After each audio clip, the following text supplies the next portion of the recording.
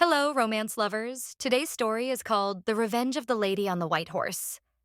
If you enjoy our videos, don't forget to like and subscribe so you never miss out on more exciting stories. Every violator, sooner or later, has to pay for his sins. Today, a pretty girl at first glance, Evelina Demi, was forced to publicly admit to cheating. However, the lady herself, the main character of this story, could not confirm the fact of her betrayal. On the contrary, the girl said that she had never cheated. Listening to the accused, the spectators of the execution were simply furious. She is a witch, a girl who killed her own husband, cut off her head from her shoulders, the witnesses of the penal servitude shouted. Having demanded that the common people remain silent, one of the prison managers then explained to the girl that now was her last chance to repent before God.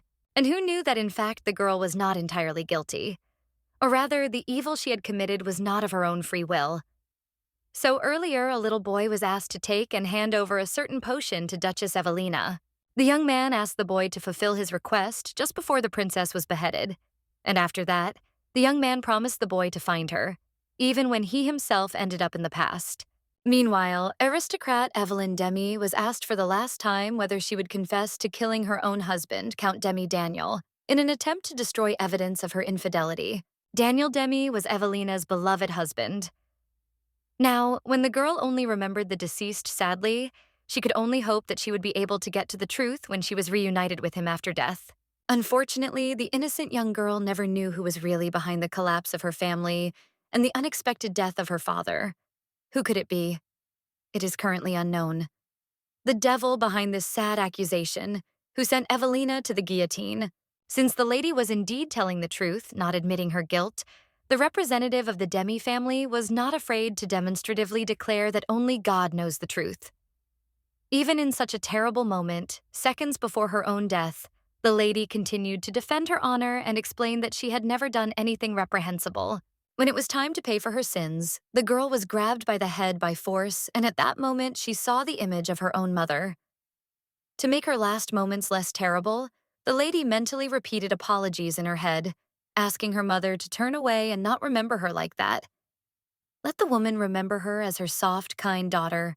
But at that moment, while the execution was going on, Evelina suddenly noticed another familiar image. Her dead husband, Daniel, was standing straight ahead, looking at the unpleasant scene. At that moment, Evelina felt as she had never felt before. Could that be possible? After all, the girl had personally seen him dead. Moreover, in the last seconds of her life, the princess noticed a scar on the guy's forehead. For 6 months, the girl lived in madness, trying to find out the truth. The young lady believed that she simply had to find the people who killed her husband. And one day, the girl received an anonymous letter. The letter asked her to come to the last room of a hotel on the outskirts of the capital. The room the letter led her to was in disarray, as if there had been a hot affair there the night before. That same day, Mistress Evelina suddenly met Lord Edward Bailey. Before the boys could even exchange glances, a second later the royal guards ran into the chambers. Without warning, the girl was arrested along with Lord Bailey and thrown into prison on charges of treason, a capital crime in the kingdom. The young princess became the traitor of the century and the prime suspect in the murder of her other half. Now, when in the present time the lady was lying on the floor, not showing any signs of life, people continued to accuse her of infidelity and murder of her entire family. Someone even considered Evelina a witch. But Demi herself did not close her eyes forever. After a while, the lady seemed to be immersed in light. The first thing Miss thought was that she was in the afterlife. At that moment, a little girl ran up to the heroine and asked her to buy some flowers. At that moment, it seemed as if life after death was so different from life before. At that moment, Evelina felt sorry for the unfamiliar little girl. That's why she decided to ask the little saleswoman how she died. At that moment, the preschooler only considered her aunt crazy and quickly ran to her mother. As soon as Evelina was left alone, she unexpectedly met the already familiar image of Daniel passing by. Since the heroine continued to think that she was now in the afterlife, the girl was that her husband had also died, and now they were here together. However, before the punishment, she saw someone in the crowd who looked very much like Daniel, although Madame could simply be mistaken. A dead husband watching his own wife's mortal punishment, it simply did not make sense. Without thinking twice, the girl decided to run up to her boyfriend and shouted loudly, "Daniel, it's me, your..." But before the lady could finish speaking, the guy just coldly pushed her away. "How did you know my name?" The young man only asked in response. Literally, a few seconds later, a horse appeared before the children's eyes. The animal ran straight towards the little girl who was selling a bouquet. At that moment, Evelina remembered how in her past life, her boyfriend told her the origin of his scar. It happened in the marketplace, and Daniel saved the child from the horse. Besides, the prince had said back then that it had happened before they had met. Moreover, the loving guy had asked the lady of his heart not to worry about his scar, and the prince himself had been only too happy to receive from God a meeting with his destiny, the beautiful Lady Evelina, in return for this sacrifice. But now, when the girl looked at Daniel, she no longer saw any scar. Now the man did not recognize the lady he had loved with all his heart in his past life. It seemed that Daniel was not familiar with the heroine at all. Horse, child, marketplace. And although Evelina knew that it sounded meaningless, deep down she supposed that instead of the afterlife, what was happening around her could be the real past. It was easy to guess that all this meant that Prince Demi would save that girl, because he said he would do it himself. But now the guy was not going to budge at all. He just continued to stand next to the stranger and ask her name. The lady had no choice but to save the child from the ill-mannered beast herself. But the reborn woman still lacked courage. When she ran up to the baby, she could only cover the child with her body, without moving from her place. At that very moment, like Superman, the stranger picked up the young girl with the child in her arms, directing them away from the horse. "Sorry, I'm late, Evelina Cordelia." The rescuer guy apologized afterward, looking closely at the lady's appearance. In the end, he promised to meet the girl again, but for now he only advised her to try to stay alive. Then he disappeared from sight in an instant. Who was it? While the lady still did not realize, as soon as the noblewoman came to her senses, she paid attention to the reasoning of other people. Passers-by were worried whether everything would be okay with her after what had happened. But people also paid attention to the fact that the girl called the Duke by name, and this could mean that they know each other and he will help her. The guy also heard the discussions of ordinary people, so without thinking twice, he decided to go closer to the stranger, in order to finally have the pleasure of finding out her name. That day, the girl was unable to introduce herself completely. Immediately after the mysterious madam said her name, the lady fell to the floor, exhausted. Daniel then asked his assistants to take the girl and return to the palace. After several tedious hours in the luxurious estate of Demi, the pretty girl finally opened her eyes. As soon as Miss came to, she immediately recognized the place already familiar to her. The bright palace of her late ex-husband remained forever in Evelina's memory. Besides, when Evelina looked around carefully, her gaze fell upon a familiar figure. She saw the girl standing next to her. It was Charlotte. In her past life, Charlotte was the first person Evelina could talk to and cry with while trying to cope with the pain of losing her husband. In those terrible days when it seemed like the whole world was falling apart, it was she who supported her, making her feel that there were people left in this world who cared. Lady Osami was her best friend, the person who knew her better than most. They shared not only small talk, but also deep, real experiences that could not be revealed to just anyone. As the daughter of a marquis living in the territory of the Duke of Demi, Charlotte extended a helping hand to Evelina from the very beginning when she just got married and entered the family. It was not easy for the young girl to get used to her new status, to the strict rules of high society, but it was her friend who became her first support. She was always there, even in the most terrible moments. When the heroine suffered a miscarriage, and later the death of her husband, Charlotte did not leave her. The young lady invariably stood by her friend, despite the rumors and gossip that went around. But now something had changed.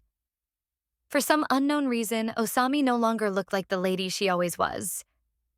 She was now wearing a modest maid's dress. Why?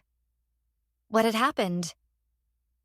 When Evelina opened her eyes, her assistant first asked her how she was feeling with concern, and then successfully reported that the master of the house was currently out hunting. But at that moment, the main character of this story was still guessing only about the reason why Charlotte was doing in Demi's estate as a servant.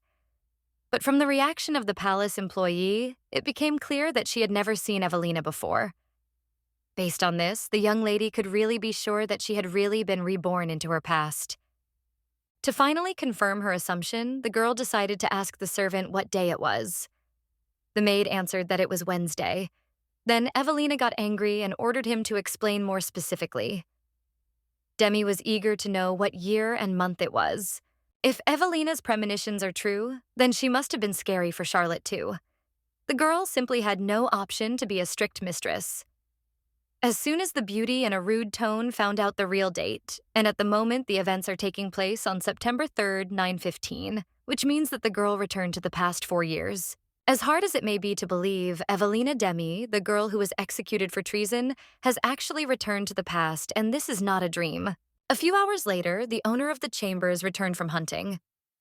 As soon as he noticed that the aristocrat had woken up, he decided to inquire about her well-being. Since the uninvited guest did not want to inconvenience the owner of the mansion, she decided to get out of bed herself as soon as she saw the image of the tenant. But the guy showed hospitality and was not going to fulfill the lady's request right away. The young man then admitted that the only thing that bothered him was that he still hadn't found out the girl's name. "If this isn't too impudent a request, at least ask you again," the owner of the Demi Palace pointed out again. At that moment, the lady thought that if this really was the past, then she had a chance to fix what had happened earlier. Now she had the opportunity to change everything she had experienced after Daniel's death. No, even to fix Daniel's death itself. Evelina had a goal to make events turn out just the way she wanted them to. In order not to delay the answer, the girl decided to introduce herself as the daughter of Count Cordelia, Evelina, that is, to tell the truth. But as soon as she did this, all the people around just laughed loudly. "Are you Cordelia? Who do you think you're talking to?" "Evelyn Cordelia is dead," Daniel said in a rougher tone, drawing his sharp sword blade to point it at the strange woman's neck. According to the young man, Lady Cordelia died about 6 months ago. The poor girl's body was found not far from a high cliff, in such a gloomy place, under a cliff. According to rumors, the fragile aristocrat accidentally fell from the cliff and died on the spot. But how did the main character of this story feel hearing this now? Did she really die? How is this even possible? In turn, Daniel continued to claim that the girl fell off a cliff and died, and the waves broke her into pieces. Evelina still could not accept everything that was happening as true, still not understanding what was happening. The miss only continued to assure that she was the real Cordelia, since she was truly sure of her origin. The girl seemed to be begging to believe her, no matter how strange everything she said sounded. In addition, in her pleas, the lady accidentally mentioned Daniel's name, although in fact the girl could not have known the initials of the crown prince for sure. Based on that, the guest had to tell that she had recently lost her memory and had no explanation for why she had stayed here. Since the guy demanded to explain how she knew his name, the girl chose the tactic of pretending she didn't know why she recognized the man. At the same time, the lady continued to assure that she really needed to survive here. The miss then demanded to be allowed to send the letter, saying that she wanted to tell her father everything. The lady wanted to tell him that Evelina Cordelia was there, but of course no one was going to let her do that. Daniel was so angry that he thought the girl wanted him to do all the work, although killing her here and now would be much easier and more profitable for Demi himself. The only thing that could stop Daniel was his brother. He stood up for the girl and covered the stranger with his body, asking her not to kill the unexpected guest. Then an argument started between the brothers. Daniel thought that this woman was just a fraud, but Lucas thought that one could not be sure and know the whole truth. The younger brother thought that even if this lady really was a fraud, one should first find out her motives and not do anything in a hurry. And yet Lucas was able to calm the elder down a little. When the boys were about to leave the room, the lady shouted after them a statement that she would prove her origin in just 1 week. That would be the time she would need to get an answer. Fortunately, today everything ended well, although Daniel slightly cut Mrs. throat. But this is nothing compared to what was supposed to happen. It's hard to tell right away how the princess managed to survive all this, but it was still too early to feel comfortable. Now the lady understood that she had to prove her true identity as soon as possible. Otherwise, Cordelia's safety was in great danger. When the girl came down for breakfast sometime later, one of the brothers decided to join her. The first thing Lucas wanted to do was apologize on behalf of his brother and inquire about the girl's well-being. It was obvious that he was sincerely sorry that his brother had caused even such a small bodily injury. But Daniel himself, who overheard the young people's conversation, was not delighted with everything that was happening. The man continued to assure his brother that their guest was a nobody whose best excuse was memory loss. In fact, the heroine did not condemn Daniel's suspicions, since they were justified in regard to her. The girl is in fact just a random woman claiming to be the daughter of the Cordelia family, although this does not justify the hostile behavior of Cordelia's former boyfriend. Was he always so evil? He stopped in his tracks even when he saw the horse rushing towards the little girl and impulsively drew his blade. Is this really the Daniel that Evelina knew? In turn, Daniel's younger brother, Lucas Demi, was also an acquaintance of Evelina's in a past life. When the girl married Daniel, Lucas was recovering from his illness. He was unable to attend the wedding and died soon after. The lady was actually always curious to know what kind of person he was. Besides, looking at these two, it was not difficult to notice their similarity. But it was only an external similarity, but not an internal one. And in this life, Madame Evelina noticed how much different a person Demi, who had already been chosen in the past, turned out to be. During the meal, the prince decided to ask why the girl had chosen the initials of Evelina Cordelia out of all the names. By this, he meant that such a noble surname would not serve a fraud. After all, a deceiver could call herself by anyone's name. Besides, Demi considered her behavior stupid. To dress like a peasant and try to pass herself off as a noble person. Since the girl did not want to endure these verbal humiliations from the owner of the palace, without finishing her breakfast, the lady decided to leave. It seemed that she simply could not stand being in such a terrible situation. The girl was calmed only by the fact that there was only a week left until her father took her away. Immediately after, the princess decided to go to her room to write a letter for her father. The first thing she told her father was that she had heard news that Evelina herself had died. The girl admitted that she did not know where these rumors came from and also added that she was completely safe, but had lost her memory. However, while the reincarnated woman was writing the letter, she remembered very well that 6 months before her death in the future, Connor Cordelia's father would also die. So, if this was really the past, her father should still be alive. And so the girl was sure that he would come to find his daughter. In the letter, the lady also indicated that she would have to stay at the Duchy of Demi's estate. The lady said that she could not leave on her own and asked the Pope to come to her. Only now the question arose, who should the girl ask to send this letter? The first person who could help the lady in this situation, Charlotte, came to Evelina's mind. But the girls did not get along very well in this life. No matter how sad Evelina would be to admit it, Osami is no longer the kind of person who can be fully trusted. Therefore, the modest girl decided to ask another maid to send a personal letter to the Cordelia estates.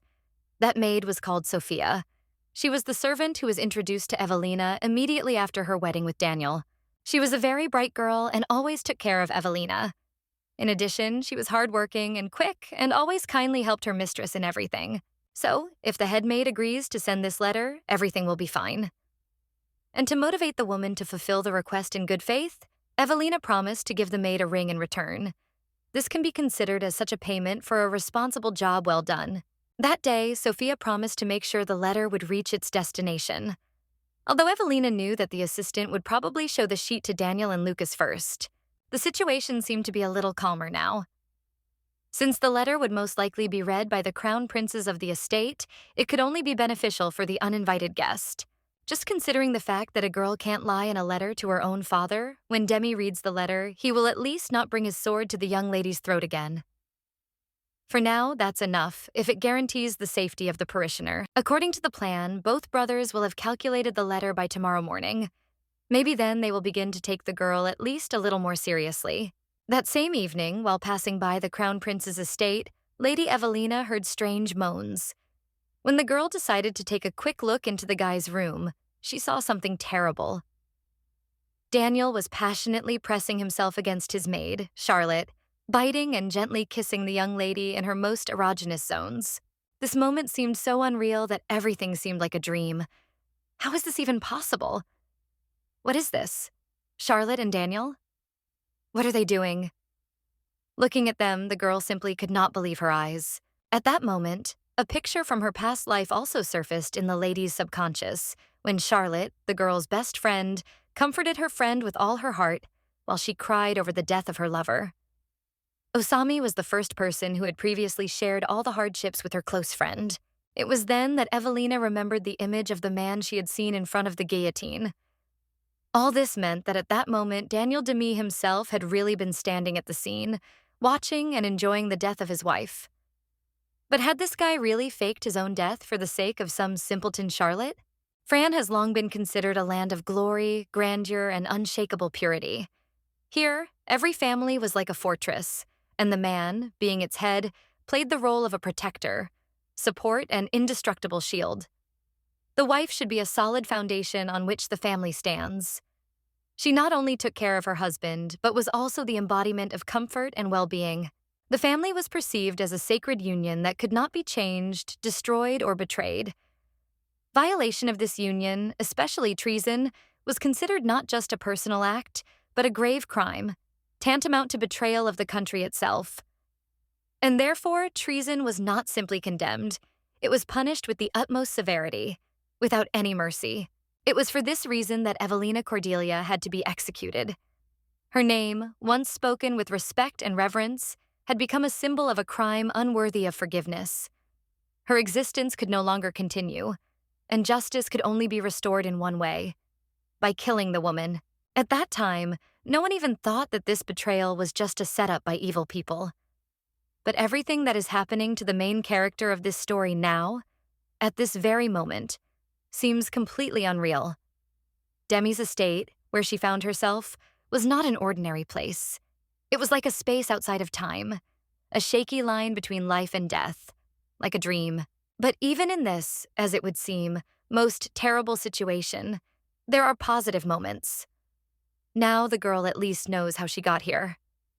Princess Evelina was definitely killed by Daniel and Charlotte. It was all because of money. Everything went wrong from the very moment she decided to marry this man. All that remains is to find out what exactly the secret lover's plan was. The Cordelia family had always been known in Fran for their wealth and their ability to make the largest and most profitable trade deals. As one of the major players in the market, they were respected by nobles and ordinary traders, and their fortune grew with each passing year. They had a scale that Demi, a small rural noble family, could never dream of. But after Daniel's death, everything began to fall apart. The worst blow was the accusation brought against Connor Cordelia, Evelina's father.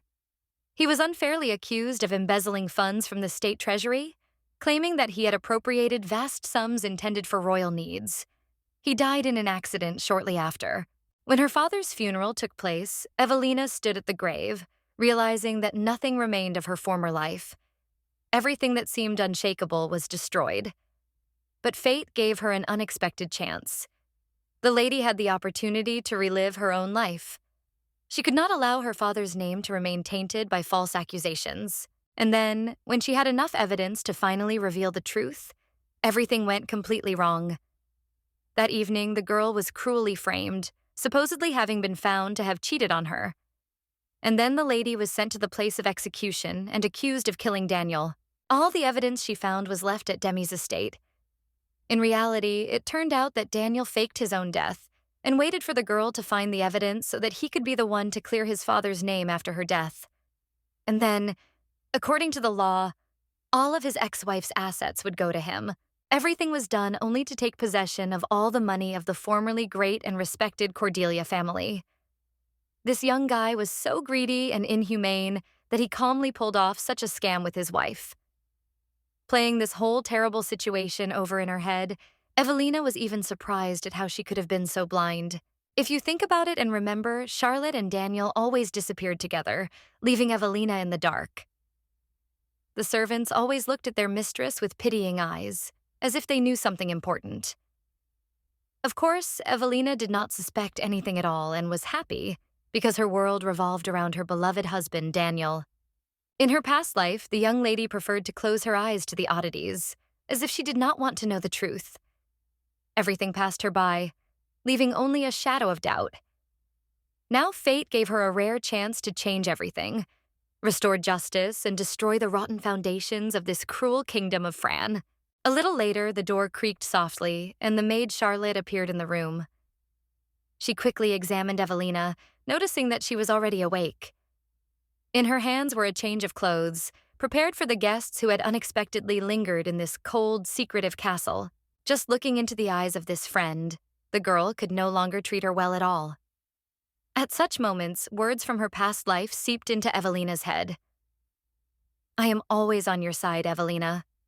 You will be able to find out the truth about all the deaths, about Lord Cordelia and Demi," her close friend assured in her past life. Now Evelina had absolutely no intention of being friends with her, or even treating her with respect. On the contrary, when Charlotte simply came into her room, the girl tried to rudely point out the maid's mistakes. For example, today the worker burst into the room without even knocking on the door. But Charlotte was a lady with character. Therefore, when Evelina only tried to point out her shortcomings, the maid openly called the girl a fraud who should not be here at all. The cleaning lady also explained that his lordship did not throw the guest out only because he truly believed that she was a celebrity. Charlotte insisted that Daniel was a compassionate man and pointed out to Evelina how grateful she should be for taking her in. The assistant also noted that the man did not even allow her to listen to the reason that the girl would come up with for him. Besides, Charlotte considered it obvious that this guy was completely out of Evelina's league. But the main character of this story was not going to quietly tolerate insults towards her. Besides, all these insults were completely unfounded. Now Evelina wanted most of all to teach Charlotte to observe subordination. The maid behaved too freely around her, forgetting about the norms of decency. Lady Cordelia, of course, did not like this, because a servant should know her place and address her mistress with respect as befits a true servant. And before finishing the conversation with this young lady, Evelina demanded to leave the clothes here when she would leave. At that moment, at first glance, the pretty and quiet girl really seemed like a rude swindler. And in fact, Countess Cordelia behaved this way on purpose. She wanted to be like a thorn in Charlotte's side. She did not seek hatred, did not want to overshadow the past friendship with malice. But despite this, she simply could not forgive the maid for what happened, because the pain of betrayal will not disappear with time, even if you are transported back 4 years into your past. But now Evelina faced a much more important question. What to do next? Her destiny had changed, the past no longer had power, and the future seemed uncertain. She knew she couldn't stay in this place without a goal. But what was the next step? While Evelina was thinking, she was interrupted by a quiet but persistent knock on the door. It turned out that it was Sophia who had come to visit the mysterious guest. The nice maid reported that she had sent the letter as her mistress had ordered. The assistant also said that the letter would reach Cordelia in just a couple of days. After that, Sophia handed Evelina the very ring that the Countess had given her earlier. It turns out that the assistant had made sure that the jewelry returned to its true owner, because she understood that its meaning was much deeper than just an expensive thing. Sophia decided that the decoration had a special value for the lady. Moreover, despite the guest's loneliness, she could not accept such an expensive gift in response to the fulfillment of a simple task. For her, it was not just a gesture of politeness, but something more, even though the assistant still fulfilled the request. At that moment, Evelina decided to ask the maid if she believed in the girl's origin. In fact, the woman really believed Evelina. In her opinion, the girl looked very important. That day, the heroine realized that she should not hesitate. She simply did not have time for it. Now it does not matter what and who said, first of all, the heroine is Evelina Cordelia. That night, motivated Evelina Cordelia decided to go to a certain place for her own good. When she arrived at the hut, she directly informed the employee that she needed someone. The matter was about a further ally. Lady Evelina removed her hood and told the employee her request to bring her a mediator. Now Evelina had really shown herself to be strong. The girl would not simply watch as she was ridiculed and disbelieved. After that, the employee reported that if the young lady needed a person, they had 2 services. They could find someone for the lady or kill her. Now Evelina herself had to decide what to choose from this. First of all, without thinking twice, the girl said that a person should be able to kill others. After listening carefully to the guest, the man handed over a special key. Then she had to go to the second room upstairs, where she would meet the same intermediary. The lady only had to make sure that she would not attract attention. In addition, the man reported that the people here were unfriendly. In this area, there is no need to provoke other people to do harm. That night, Lady Evelina remembered all the clues from the hunter well in order to carry out her plan. The reason why Evelina couldn't answer was because she was ignored. The girl was constantly ignored, especially by her ex-girlfriend from her past life, Charlotte Osami. But are Charlotte and Daniel really dating? In France, what happened to the maid? There are so many questions that the main character of this story will not be able to get answers to anytime soon. In general, it may even be that the new maid is from a little-known noble family. One can even consider the option that it was Charlotte who persuaded others to kill Evelina. In order to prevent this from happening again, Madame needs to find the details she missed in her previous life and, using her second chance, change the course of fate. When the girl carefully looked around the room she found herself in, she noticed that this place was very similar to where the lady had once been. A second later, the heroine realized that this was the same room where Evelina met Edward Bailey in her past life. Perhaps this was also part of Daniel and Charlotte's plan. But how did they get Edward Bailey to participate? He's a member of the royal family. How could someone from the common Demi family pull off such a scam? While the lady was standing near that very room, a strange man suddenly approached her. The first thing he did was to personally ask her if Miss was the woman he needed. The guy also asked the reason why such a lovely woman as Evelina decided to be here, and all alone. Afterwards, he asked the girl what she wanted to know and warned her that his services were expensive. Without languishing for long, the heroine said that she wanted the man to find out something and promised to pay as much as it took.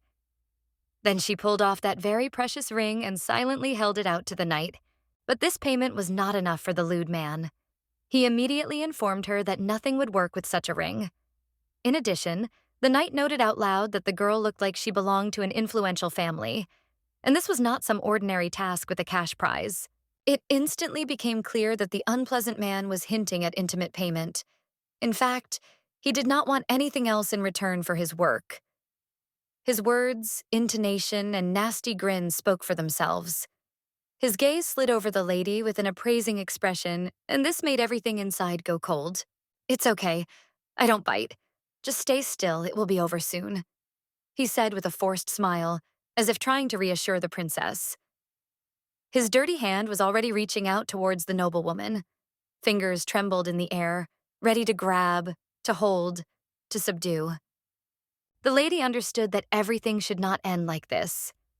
Now the young lady decided that she needed to kill this maniac to get out of this damn place. She had already taken out her previously prepared knife in order to inflict bodily harm as self-defense. But fortunately, the girl did not even have to do anything. Literally, a moment later, a strong male hand grabbed the bastard by the throat from behind. It was Bailey who appeared in the right place at the right moment. And again, a meeting with a handsome man literally saved the heroine's life. With all this, it was clear that Edward himself was glad to meet Mrs. Cordelia. However, the guy decided to ask the girl directly what she was doing here alone and whether the lady was planning to kill this young man. He didn't react to the lady's confession. The guy only paid attention to the fact that her hair was the color of dark cobalt. It turns out that in Frayne there is only one noble woman with such hair, and Edward remembered this very well. In order to somehow start a conversation, the girl decided to ask about the details of the young man's life first.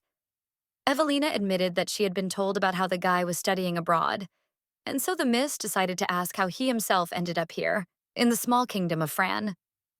In response, the gentleman indicated that he needed to take care of something, without revealing all the secrets. After a short conversation, the lady only expressed hope that this bodyguard would not ask about the details of her personal life. However, the girl really had nothing to worry about. The guy was not at all curious, he was not inclined to empty talk, and never asked unnecessary questions. His restraint and imperturbability seemed almost frightening, but this had its own convenience. Edward Bailey, heir to the title, next in line to the dukedom. The Duke of Bailey and Evelina's father were connected by many things. Their friendship lasted for decades, and so little Evelina was used to seeing this guy around since childhood. But then the little prince was a completely different, quieter child, as if detached from everything. The past was clearly depicted in her memory, and remembering his former self, Evelina could not help but notice the changes. Back then, he would have looked much calmer and more distant. His face rarely showed emotions, as if the world did not touch him. But time had passed, and now a completely different person stood before her. The only question is, was he the same when they met at the inn? Or had something changed? Besides, this young prince also returned much earlier than expected in his previous life. And the reason for his sudden arrival in his native kingdom was that his parents died in an accident. Now that the adult, self-sufficient man stood before Lady Evelina, he decided to ask the girl if she had money to pay, in order to find out something about the envious woman. Speaking of the female image, of course, Crown Prince Bailey was referring to the servant from the demi-kingdom, Madame Osami. But how could Bailey's son have known this at all? This blonde guy could be dangerous. Being with him had already had disastrous consequences in a past life, so Evelina knew she had to avoid anything unpredictable. But despite all that, he was the only person she could trust right now. Be that as it may, the guy has already shown himself to be the one who can bravely stand up for the lady and also calmly get the necessary information. In addition, the man himself assured that he will do almost everything for which the client only pays money. But what was the young man's surprise when, for a huge sum of money, the girl first asked him to protect her? Although usually people hire knights of a secret order to kill. As soon as the man heard this request, he couldn't even resist the urge to smile. He decided to ask the girl again if she really wanted him to be a protector and savior, who would always be on her side. But the man also said that he wasn't looking for anyone to date right now. It seemed that the guy had misunderstood the girl, so Lydia decided to clarify everything and then explain that he was not her type at all. The girl promised to give him as much as he needed and again held out her precious ring. The situation was still a little awkward, but my lady could do nothing else. She was already in a difficult situation. At the moment, the miss did not crave male attention. She only needed to be protected by a man like Edward Bailey. Evelina needed someone who would put his life on the line to protect her. And besides, perhaps the lady trusted the handsome man because he was not her type, and the young lady had known this guy since childhood, although they had not been friends before. To explain her intentions to the sir, the girl pulled at a piece of fabric on his robe. In that place, on the collar, there was a silver crescent moon depicted. This is the Order of the Shadow. And although Evelina did not have evidence of why the young man joined this organization, the lady knew that the guy counted on anonymity, and that their clients' orders were always carried out to the end. And then Miss asked him to name the person who would be best suited for her as a guard. Although it was obvious from the guy that he was already determined to become his friend's personal bodyguard. That night, Edward asked the girl to call his name whenever she was in an emergency, and then a member of the secret order would quickly appear next to her. And yet, before the young man said goodbye, the lady decided to point out that she did not remember them being friends, or even closer. The girl said this only to notice how the young man spoke to the lady without formality.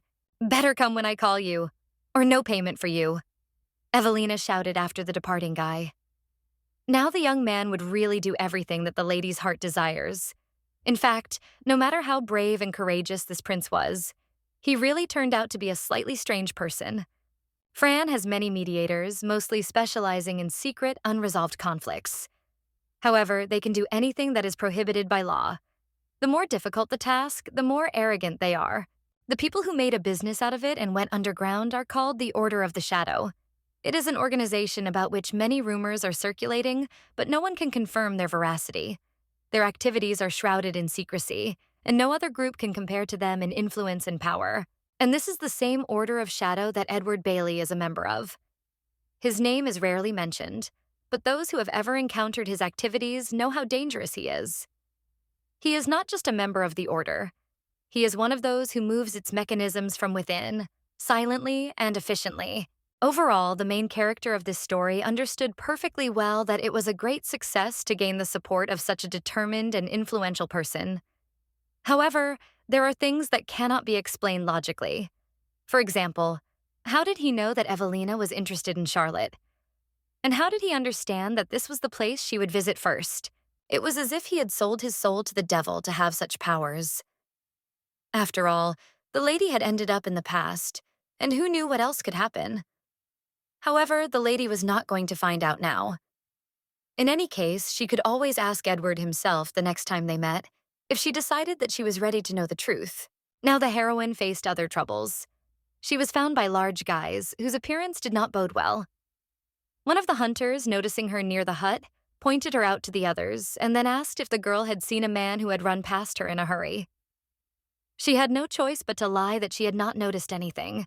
At the same time, the Countess was told disturbing news. One of the people was found dead in the hotel.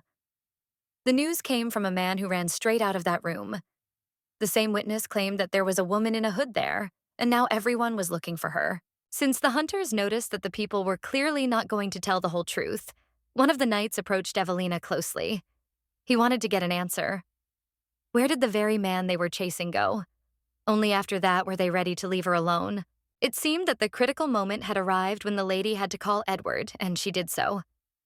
As soon as the girl had loudly cried out his name, the men who had been pestering her that night decided that the one she was calling was their target. But a second passed, then another, and the figure of the bodyguard did not appear before her. At that moment, Evelina deeply regretted her stupid mistake. Did she really believe that one person from the Order of Shadow could come to her aid so easily? Now the rude hunter had already taken out a sharp axe, preparing to forcefully beat information about the fugitive's route out of her. But it couldn't end that quickly. A moment later, the fragile girl noticed the silhouette of a huge white horse emerging from the darkness. The horse rushed straight at her offenders, making them hesitate. The seemingly invulnerable men found themselves in an extremely vulnerable position. As it turned out, Edward had sent the horses to buy time. Although he had promised to appear at the girl's first call, it still took time to get to the right place. Therefore, this maneuver was his only chance to distract the pursuers. However, despite all this, Edward Bailey could not get the image of Evelina out of his head. He knew that the lady was clearly not just an innocent duchess, otherwise she would not have asked for protection. Now the young man clearly saw how all these trials changed her, turning her into a strong, seasoned woman.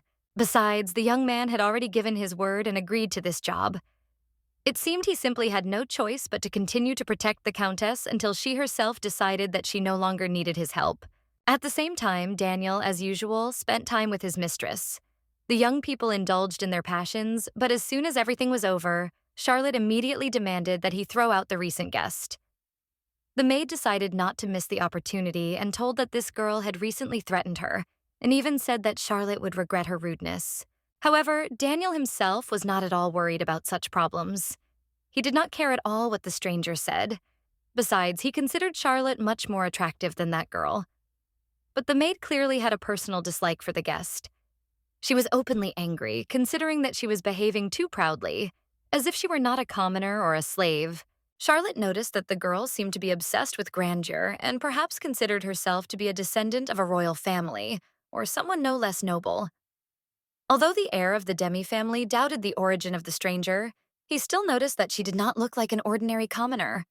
And if she did, he would never have brought her to this house. However, the older brother did not want to discuss such nonsense now. Tired, he was going to go to bed and not think about anything. The next day, the main character took up the letter again. This time, she was not just going to send it to her father, but also to draw important conclusions for herself. If you put all the details together, then, firstly, Daniel Demi slept with Charlotte before he met Evelina. Secondly, did Count Brandy know about this fact? Thirdly, but no less importantly, Lucas, Daniel's younger brother, whom everyone thought was terminally ill, was in fact perfectly healthy. But Evelina, she died. At that moment, Charlotte burst into her room. Seeing her, the girl clutched the sheet of paper with notes and demonstratively threw it on the floor. Evelina absolutely did not want to communicate with this unpleasant person now. And besides, she did not allow anyone to enter her room without permission. Moreover, in addition to the obvious disrespect from the maid, the girl immediately noticed that Charlotte was wearing a dress that was suspiciously similar to her own. Evelina could not help but point this out. Charlotte pretended not to know who the dress belonged to.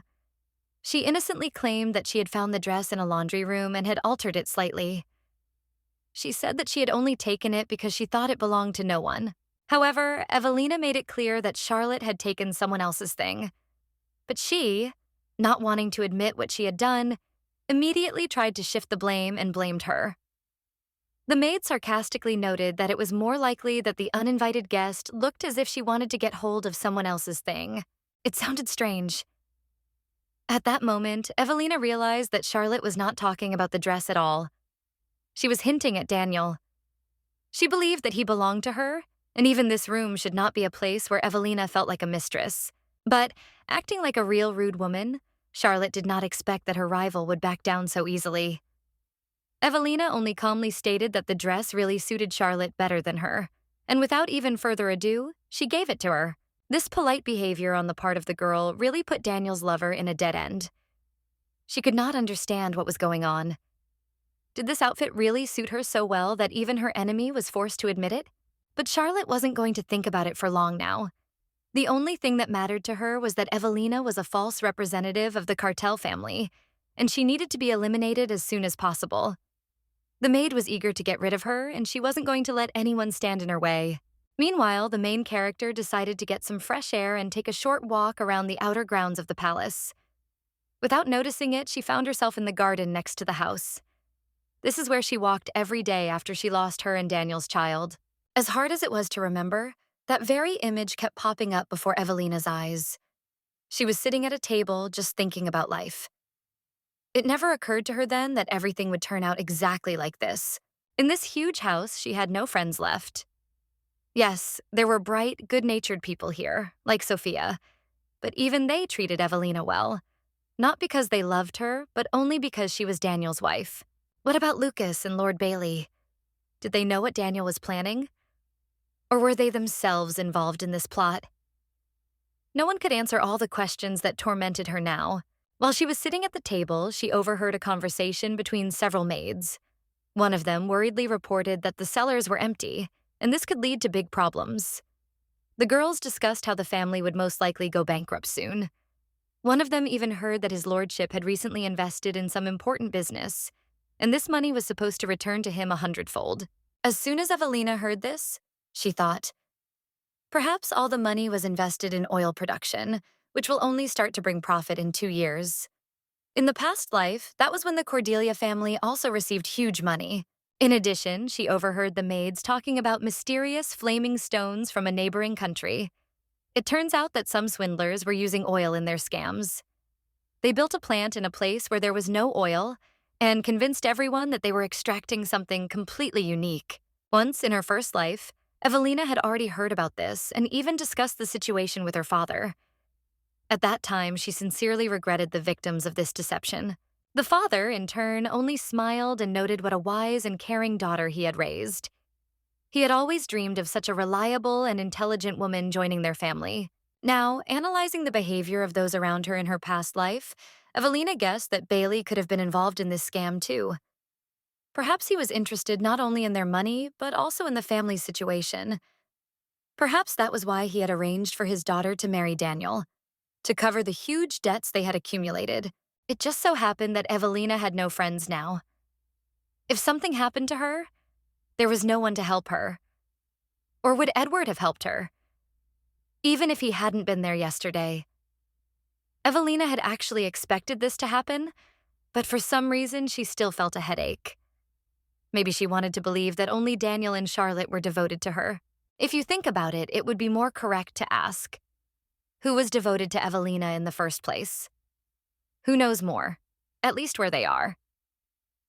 While the girl was suffering from all this complexity and injustice of life, Lucas quietly approached her. The guy decided to inquire about her well-being, since it seemed to him that the lady looked exhausted and felt bad. At that moment, as soon as their eyes met, Evelina suddenly realized Lucas had not been loyal to her in his past life.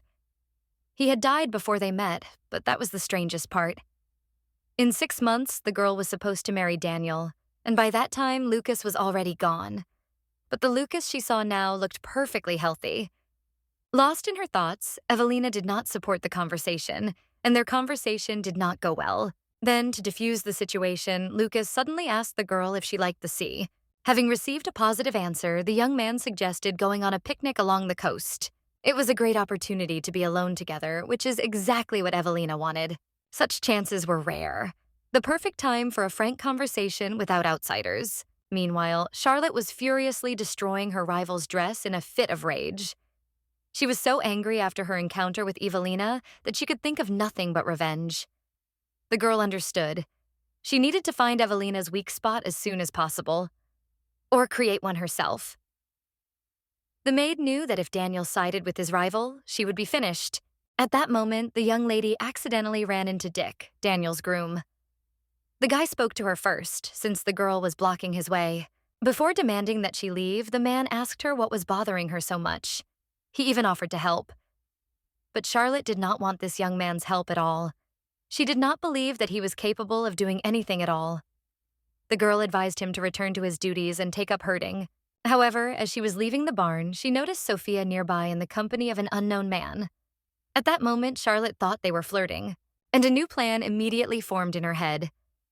She turned to Dick, gently touched his cheek, and asked him again in a sweet voice if he would like to do something for her. Meanwhile, Lucas insistently continued to invite Evelina to have breakfast with him. He told her that there was a beach nearby that was famous for its picturesque views. It was called Grasshopper Beach, and Daniel's younger brother was sure that the girl would like it. In fact, Cordelia already knew this place well. In her past life, she had been there many times, together with Daniel. It really was an incredibly beautiful and picturesque place. Unfortunately, it turned out that the girl could not immediately give Lucas a clear answer. Their conversation was unexpectedly interrupted by the older brother. Daniel did not even hide his indignation that Lucas was talking to a woman he did not like. And when he learned that Lady Evelina was relaxing in the garden, and his brother had just happened to join her, his irritation only increased. The Crown Prince advised the girl not to wander around, as he did not want his father to see her. In his opinion, her lies had already gone too far. He also asked Lucas not to do anything stupid. It was obvious that there was tension between the brothers. Evelina had not known this the last time they had met at the table, and now she was somewhat upset. When the rude man finally left, Lucas apologized for his behavior and noted that his brother was having a bad day.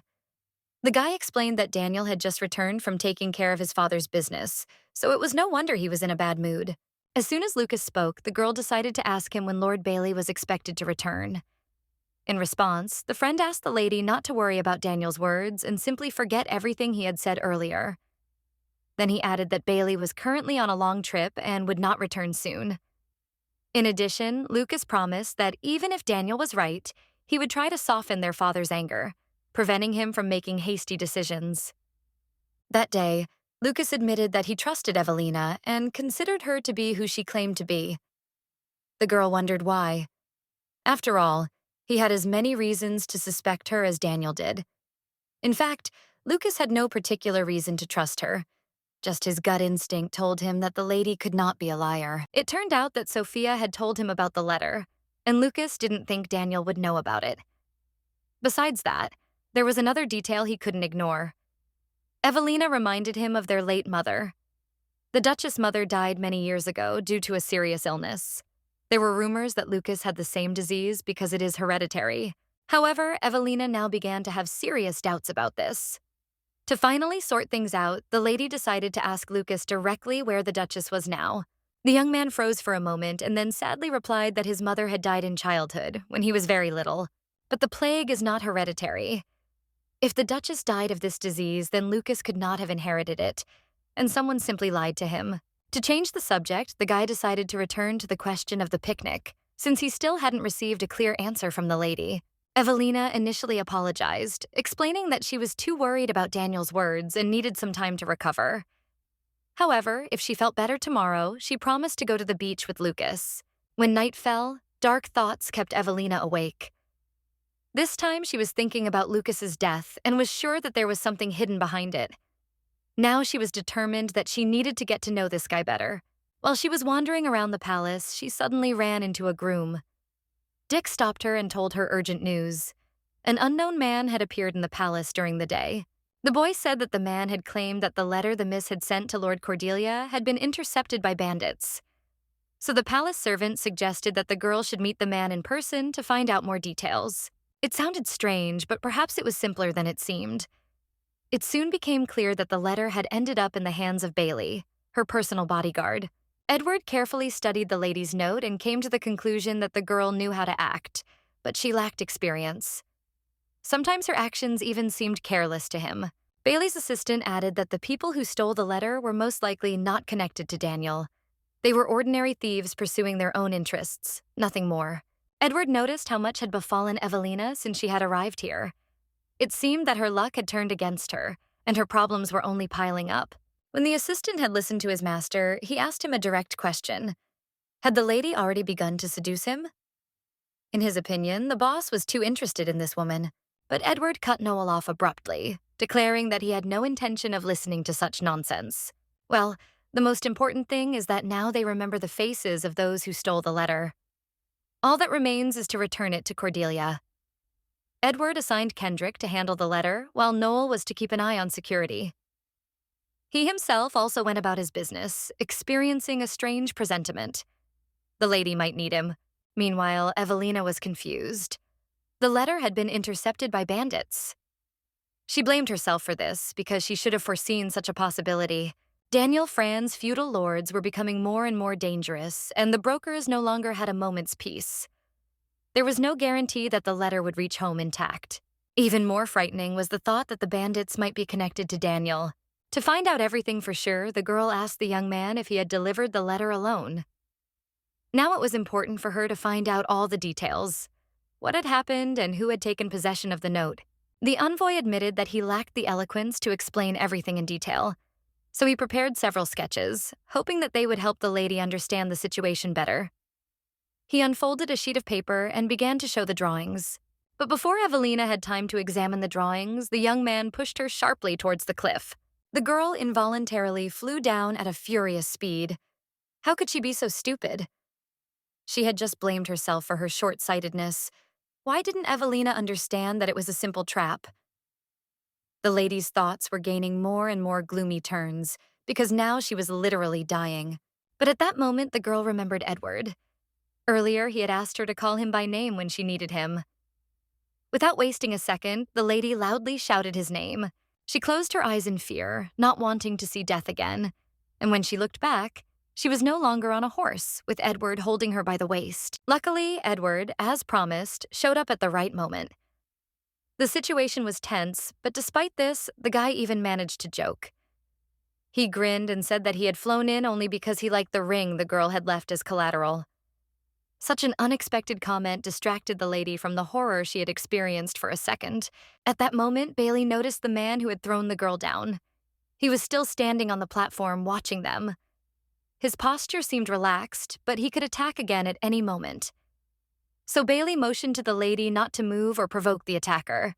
It was worth waiting for the right moment before doing anything. Evelina was indescribably grateful to her savior, even though she had paid for his work. However, if she continued to act so recklessly, one ring would soon not be enough. However, she could think about that later. Right now, it was more important to make sure that the danger had passed.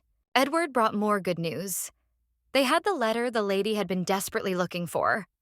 He said that the assistants had taken it from the bandits who had tried to use it for their own purposes. Now the message was on its way back to the Cordelia family. However, before saying goodbye, Bailey decided to give Evelina some important advice.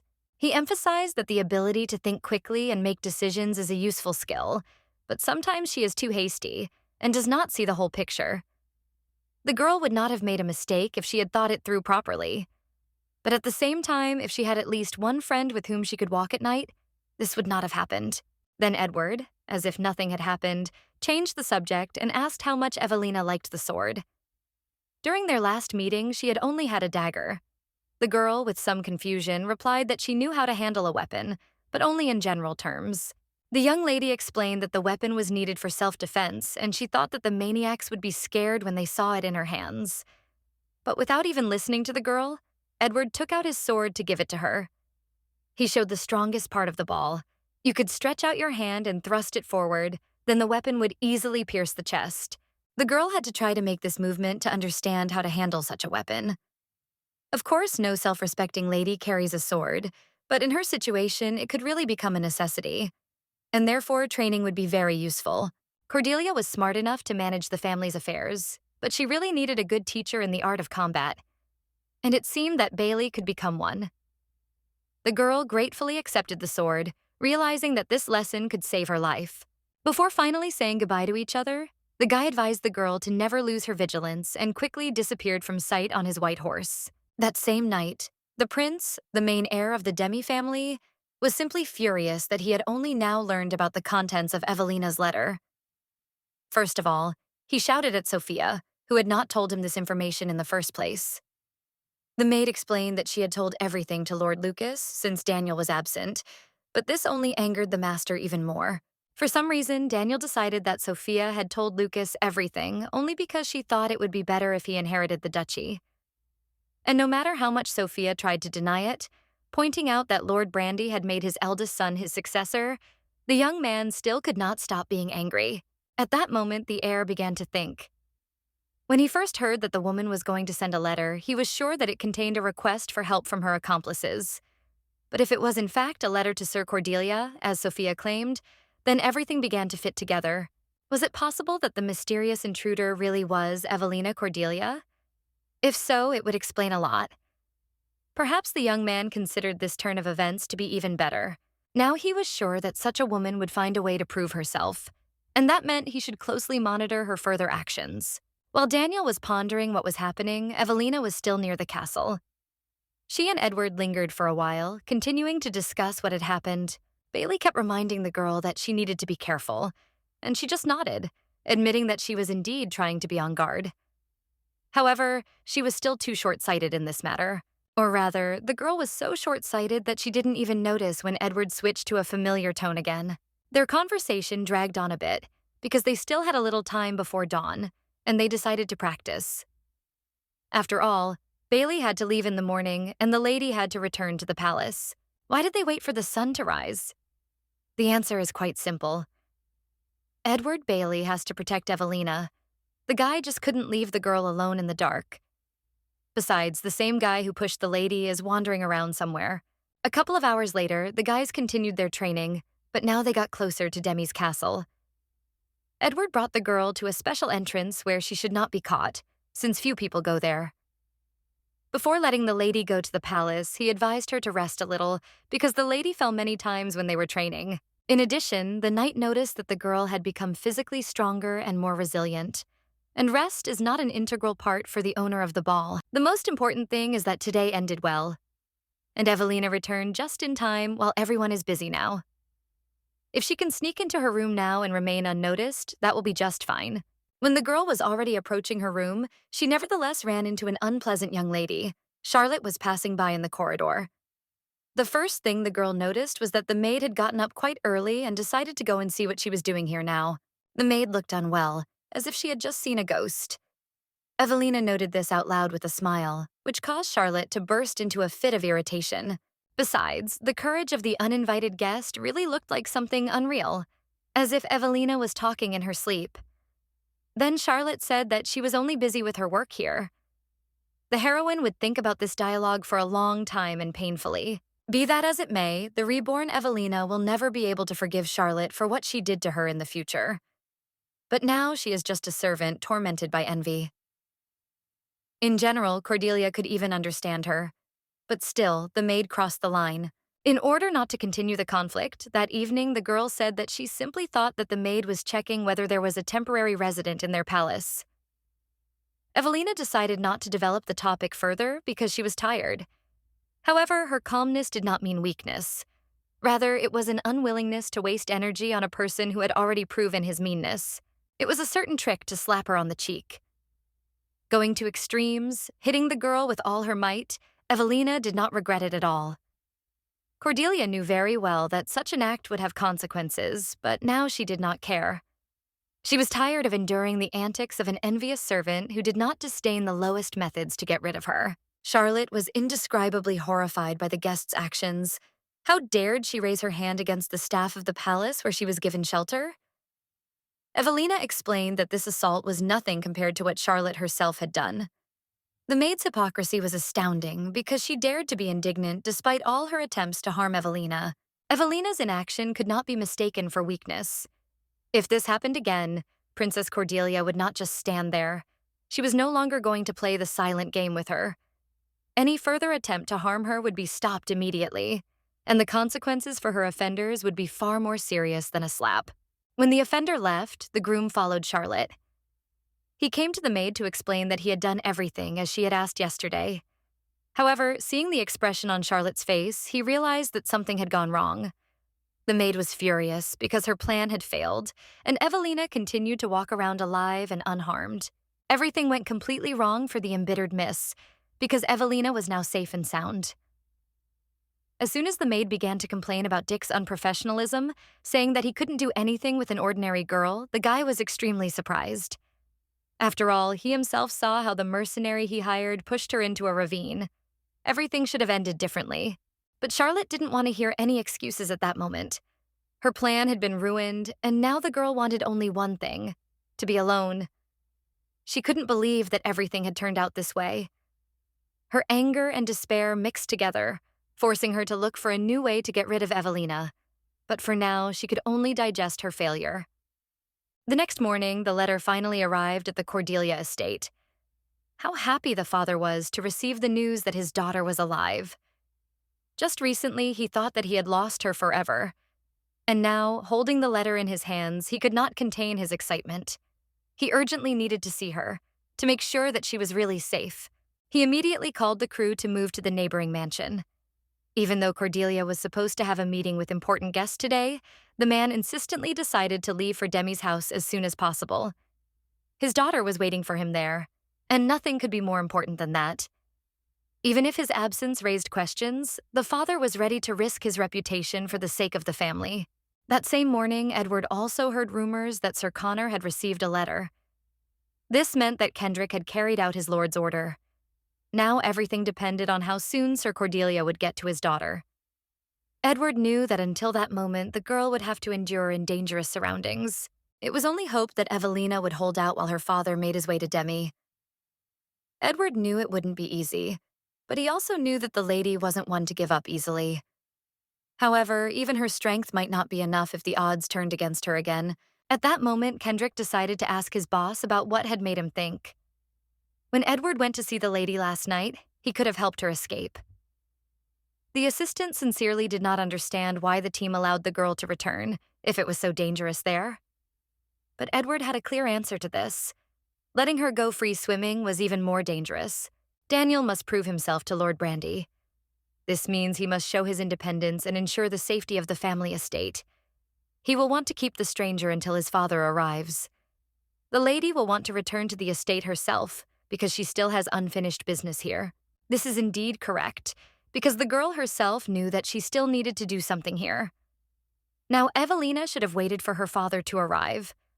The Dark Order also needs to follow its course to catch the guy, which means that everything that is happening so far fits into the logic of events. Lucas decided to join her. The first thing the guy noticed was that the girl looked tired. It was obvious that she had a hard time calling this place her home. In fact, Evelina hadn't slept a wink the night before. Too much had happened in the last few days. The girl was executed. She went back in time, learned about Daniel and Charlotte, survived Charlotte's assassination attempt, and met Edward. It all seemed so incredible that sometimes Evelina herself couldn't believe that this was really her life. What this Edward knows is completely unclear. It seems that he does not even suspect Evelina of anything, but at the same time, it is clear from him that he is not indifferent to her. However, it seems that he knows much more than he says. At that moment, the girl was so deep in thought that she didn't even hear the guy's question. He asked something, but her mind was too busy thinking to catch the meaning of the words. Lucas decided to lighten the mood a little and asked if the young lady was thinking about her lover, as she was sitting at the table too intently. But Evelina was forced to admit that she currently had no lover. But Lucas thought she couldn't be sure since she had lost her memory. He assumed she had a loved one she had forgotten about. It was just an assumption, without any malicious intent. And this time, the boys' conversation was interrupted again by Demi's eldest son. Seeing them together, he asked Lucas not to play such games with the girl, because it could make her feel uncomfortable. Deciding to join the meal, he sat down next to the new inhabitant of the palace and first of all asked how she was feeling and whether she had slept well that night. The guy also asked if she liked the breakfast and even suggested asking the cook to cook something else. It's strange that his attitude towards Evelina changed so abruptly. Besides, there was a distinct sense of rivalry between the brothers. As soon as Daniel sat down at the table, Lucas gently asked him to leave Evelina alone and let her have breakfast in private. But the gentleman only asked the lady's permission to go away with Lucas for a chat. As soon as they were alone, Daniel asked his brother if he had fallen in love with this girl. It would seem, why is this so important for the crown prince? But he explained that he must know everything that happens in their lands. Lucas admitted that he did not think he was in love with Evelina, but he thought she was charming and elegant. His older brother just smirked, considering him empty and vain, and therefore unworthy of the title of Duke. Then Daniel reminded him that Cordelia was in charge of the biggest deals in Fran. If Evelina was really one of them, she would have to be his older brother's wife. Lucas was thinking about marrying the girl he liked, but soon decided to ask her about Charlotte. Who would have thought that the maid would be nearby at that very moment? And although the heroine had such a wonderful chance to listen to Daniel's opinion and plans for her, the older brother was not going to just wag his tongue and only avoided answering. Only after a long pause did Daniel notice why Lucas was incapable of becoming the heir to the estate. The younger member of the family seemed like a fool who did not even realize that Charlotte was just a toy used by the master. That day, Daniel asked his brother to forget about Lady Evelina, because their father would still bring her together with the eldest son. When Daniel decided to return to his chambers, he unexpectedly met Charlotte. She was waiting for him near the bedroom to ask the master something. Of course, the girl wanted to express her indignation about Daniel's potential marriage to a stranger who had recently arrived to their palace. But in response, the man only raised his voice, demanding that he watch his words. He could argue that even if Evelina was not Cordelia, she was still higher than an ordinary maid. Even if that's true, she'll still have to face the consequences of her lies. But first, Daniel is determined to find out what kind of family she really comes from. How hurt Charlotte was. After all, her lover had previously assured her that he would one day make her more than just a servant. She had sincerely believed him, but now these promises seemed empty. Even during a serious conversation, the guy was not going to listen to Charlotte's complaints. He simply ignored her words and continued talking to Evelina, as if the maid was a nobody. At this point, Evelina suddenly confessed that Charlotte had done a lot of good for her, despite her lowly position. She told how she had gotten out of bed at night to take care of her. But before the girl could say a few words, Daniel interrupted her with a loud laugh. Then he noticed that the guests seemed to have already gotten used to their house and felt quite comfortable.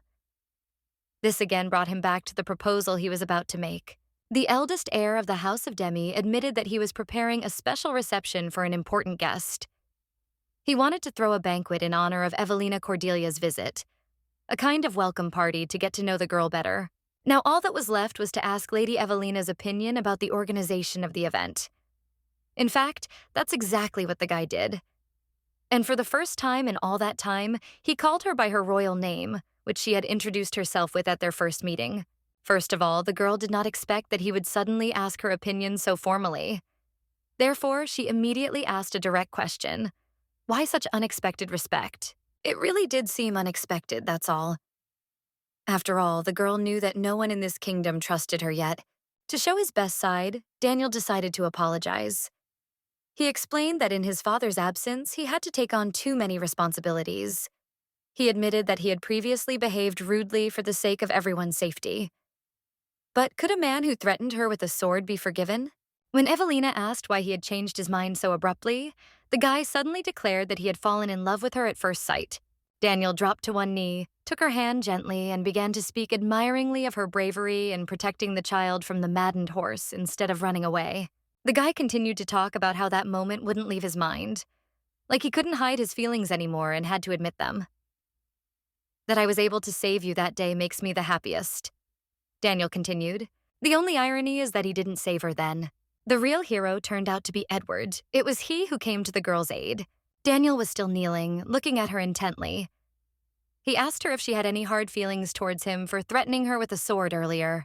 The guy didn't try to justify himself. He just explained that he was forced to be careful. He had no choice because in front of him stood a stranger who called herself Connor's dead daughter Cordelia. But at that moment, the girl's thoughts were occupied with something else. She remembered how Edward had been the first to call her Evelyn Cordelia that day, and the very fact that she was alive somehow didn't surprise him then. What did this man really know? Daniel continued to persuade her to leave the past behind and allow him to throw a banquet in her honor. The lady had no choice but to politely agree. She had to say that she had forgotten that day and was even grateful to the Demerel family for their hospitality. Now Evelina was forced to say that she was looking forward to the party. Already in the evening, many guests had gathered in Demi's royal mansion. Many of them were sincerely amazed that the real Evelina Cordelia was standing in front of them. One of the young men even approached the lady to say how he wanted to collaborate with her in the future. But now was not the time for business negotiations. Even Daniel understood this, so he helped the girl politely refuse overly persistent guests. Lucas, who was standing nearby, noticed how many people wanted to talk to Evelina. But so far, everything was fine. The girl did not look tired, and such parties are always noisy. She understood the situation. After all, before all these people thought she was dead, and now they saw her alive and well. Later, when Evelina was alone with Lucas, she decided to ask him a question. She wondered if he doubted her words when she introduced herself as Evelina Cordelia. After all, the dead do not return. But Lucas only repeated his opinion. She didn't look like a liar. And besides, he hadn't seen her body with his own eyes. Perhaps someone could have passed themselves off as dead. Perhaps someone thought dead is actually alive. Daniel believes in the past, and Lucas believes in the present. But even he has noticed that his older brother has changed his attitude. It was the perfect moment to ask Lucas about his relationship with Daniel, since the girl initially thought that the brothers did not get along. But Lucas just smiled and said that it might seem that way from the outside. In reality, they were brothers just like everyone else. At the same time, it was clear from Lucas that Daniel had turned against him when his father spoke about the succession. It turns out that this is still an unresolved issue. Evelina thought, naturally, that Lord Daniel would be the successor. And in fact, everyone in the house thinks so, even his father. If it weren't for his mother's request, Daniel would have already taken his position. However, now that he had to wait, he felt that this waiting only made the situation worse. His nerves were strained to the limit, because the guy knew that his time would come sooner or later, and then he would make all the decisions on his own without anyone's interference. That evening, Evelina Cordelia learned that it was the brother's mother who asked to protect Lucas. This was truly a new discovery for the reincarnated girl. She could not understand why the mother of the family wanted her youngest son to be safe. In the future from which Evelina came, Lucas died of the same genetic disease as his mother. However, in this life, he told her that his mother had died of the plague. The stories did not intersect, which meant that something had changed. Someone as upright as Lucas could become a hindrance to Daniel? Perhaps this is why his older brother decided to take care of him when he received the dukedom. If so, then one fears for the fate of the younger heir. What if the dead body that the girl mistook for Daniel's was actually Lucas's? This thought haunted her. What if at the moment when Evelina thought she had taken revenge on her enemy, another person had actually died? Everything was becoming too confusing, and now the girl was beginning to doubt her previous assumptions. And perhaps Daniel had never allowed Evelina to meet Lucas, so that she wouldn't suspect anything when the time came. After all, if she had seen him earlier, she might have guessed that there was another hidden side to this story. Now the girl began to doubt whether her entire path had been planned in advance by someone who remained in the shadows. A little later, Evelina decided to ask her friend a question. She was interested to know what he himself thought about what Daniel would do first if he became the head of the family. Perhaps this answer contained a clue that would help her understand the current situation. Lucas's wish turned out to be completely harmless. The boy wanted to travel outside the duchy. He had never had such an opportunity, unlike his father and brother. He wanted to see the world and visit beautiful places. He dreamed of not only exploring the unknown, but also doing something that would truly bring him pleasure. However, for now, Lucas preferred to keep his true passion a secret. He was not ready to share it with anyone else, perhaps because he was afraid of judgment or simply did not want his dream to become the property of others. Now, Evelina was looking forward to the moment when her new friend would be able to tell her about his hobby. It seemed that the party was going much better than the girl had imagined. Everything was going smoothly. However, before she and Lucas could talk for a long time, the situation changed dramatically and everything started to go completely wrong. The conversation between Evelina and Lucas was interrupted by a loud, questioning exclamation from the owner of the estate. The girl turned around and saw one of the commoners confidently declaring that the beauty was not Evelina Cordelia at all. The stranger swore that he had worked for her family for some time and had personally seen the real daughter of the Marquis. According to him, she looked completely different. At the same time, King Daniel was talking to a member of the secret squad. The man expressed his condolences on the death of Marquis Cordelia, as his daughter had just come of age. In fact, He wanted to introduce the girl to his son, Daniel, as he saw it as a fortunate coincidence. Edward even grinned slightly at this point. The young man had something to say on this topic, and some of what he knew might seem very curious to his interlocutor. It seemed that just a minute ago, everyone around was having fun, talking and laughing, and now the atmosphere had become tense. But how quickly everything changed when one of the guests suddenly announced that this girl was not, in fact, Evelina Cordelia. The question of who she was then hung in the air. What family was she from? Frankly, Daniel didn't care where she came from. What bothered him more was that she was lying. Before confirming or denying her origins, the lady decided to personally speak with the person who made the accusation. It turned out that the man was a seafood trader. His organization was responsible for supplying fish to the estate.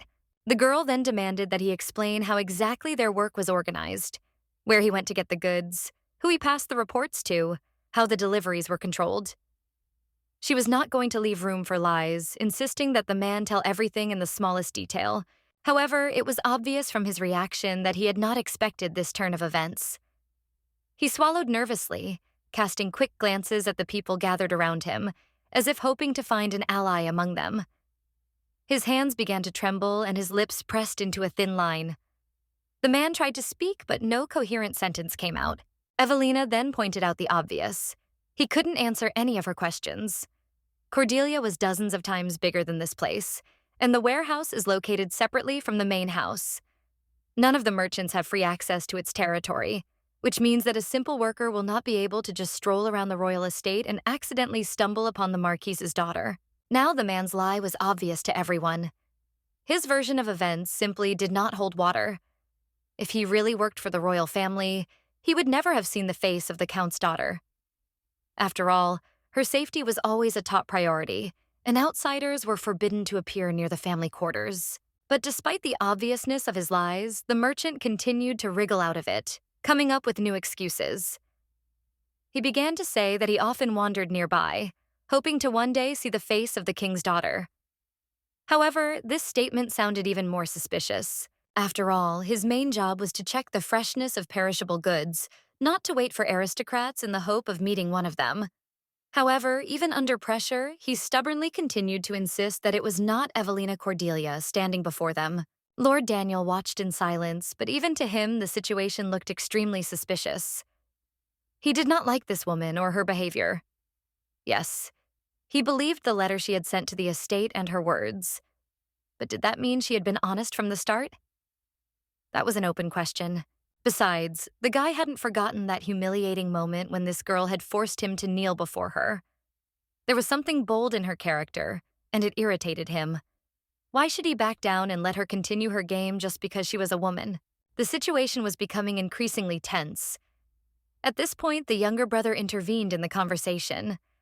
Lucas looked at Daniel and calmly pointed out that they could not solve this problem on their own. Perhaps it was worth waiting for their father to return.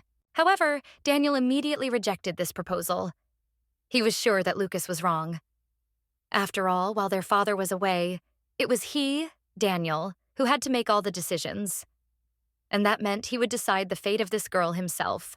Finally, without thinking twice, the first heir of the demi-kingdom ordered the palace staff to take the lady to the dungeon as quickly as possible in a cold, confident voice.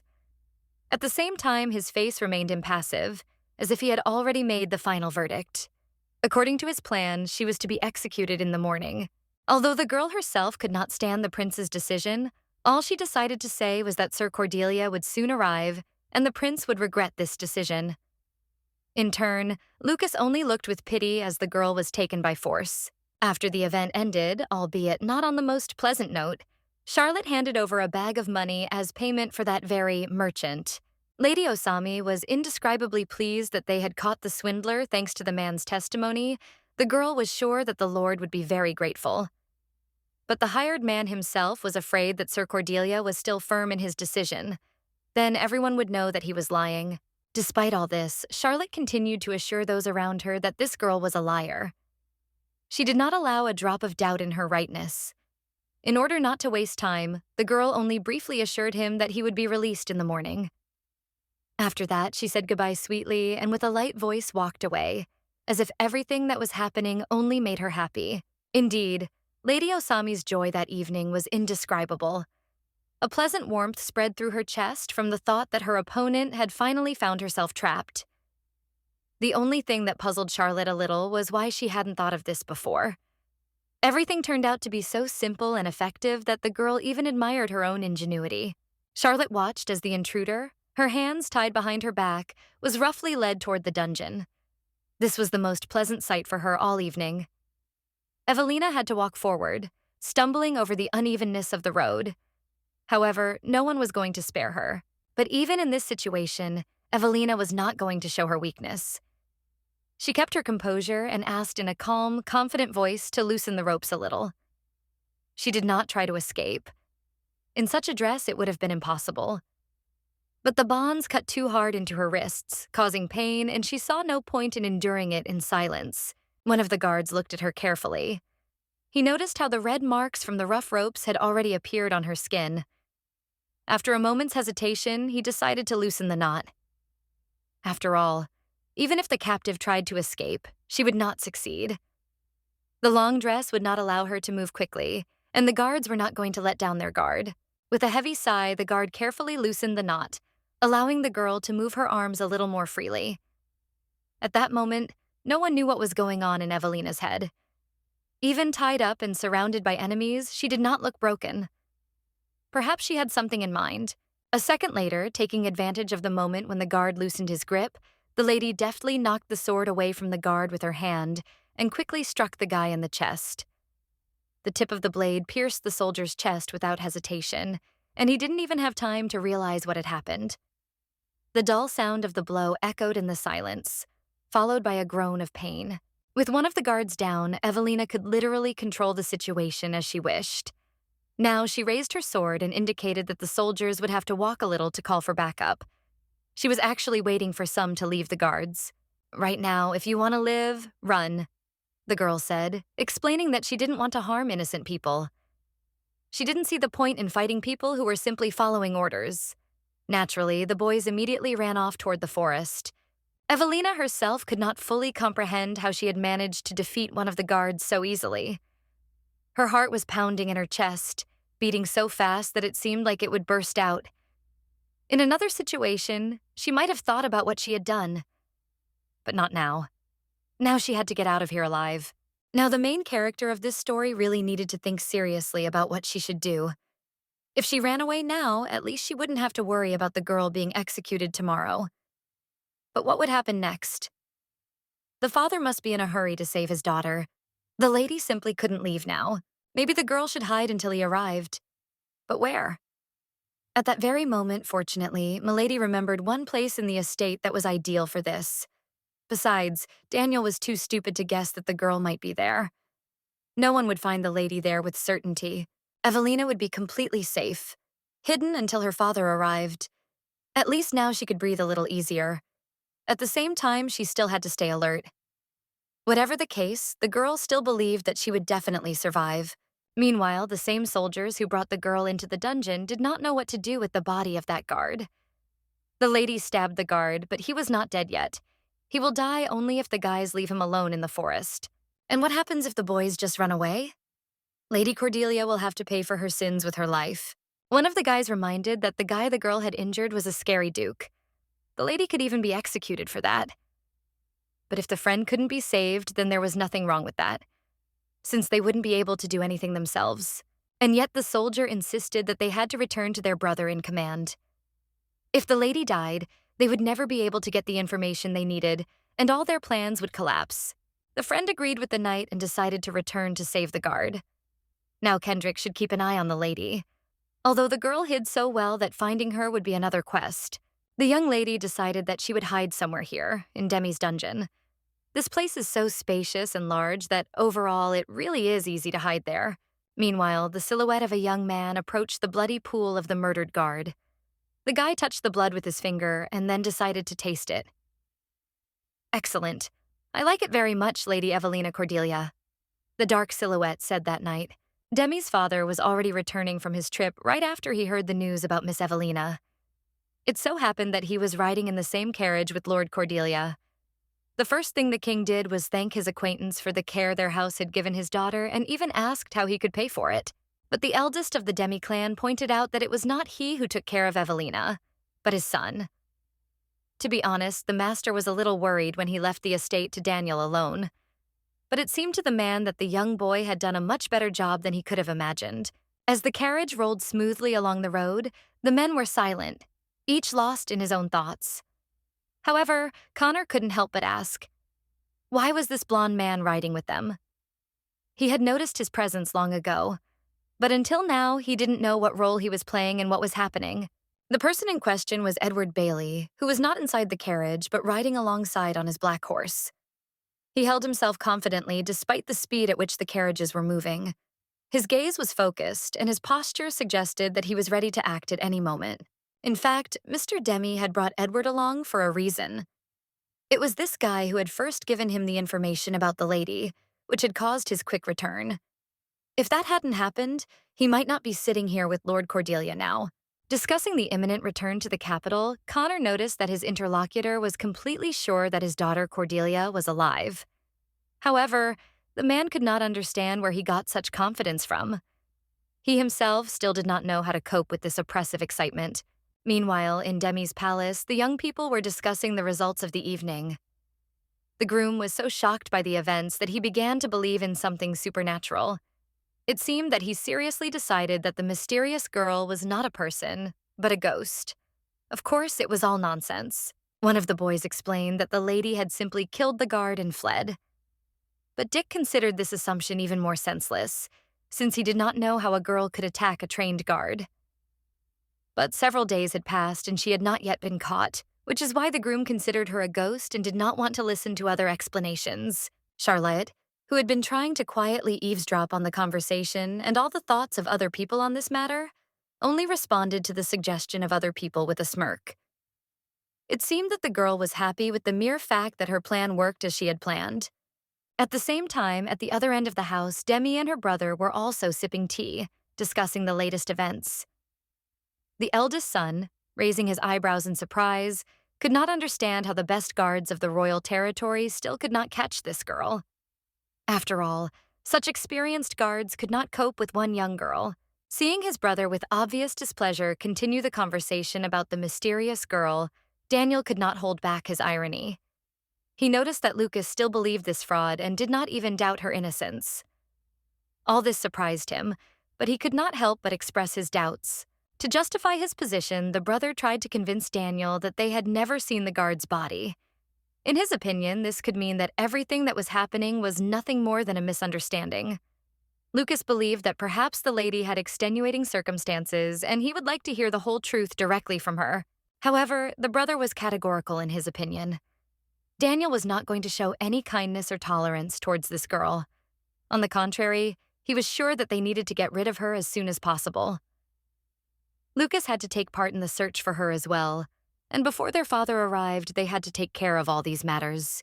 Literally a couple of minutes later, the brothers learned that they hadn't made it. The palace assistant entered the room with the message that Lord Brandy had returned. As soon as their father entered the room, he first praised Daniel, but the man immediately noticed that something was wrong here today. He immediately decided to ask his eldest son what had happened here. At that moment, it was as if the ground had slipped from under Daniel's feet. It seemed that the boy had not expected to see his father so early. Dad had already arrived, and they had not yet had time to sort out the girl. At the same time, of course, the young man did not want to admit it. That is why he told his father that nothing terrible had happened and everything was fine. But the next question from the father was exactly where Evelina was now. Brandy asked not to be modest in front of him. And then the father praised the eldest son and noted that the boy did everything right. Then Brandy said that Sir Cordelia had arrived to express his gratitude.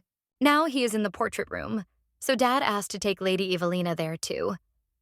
At that moment, the young man's throat seemed to dry up. He still managed to tell his father that this girl was a fraud.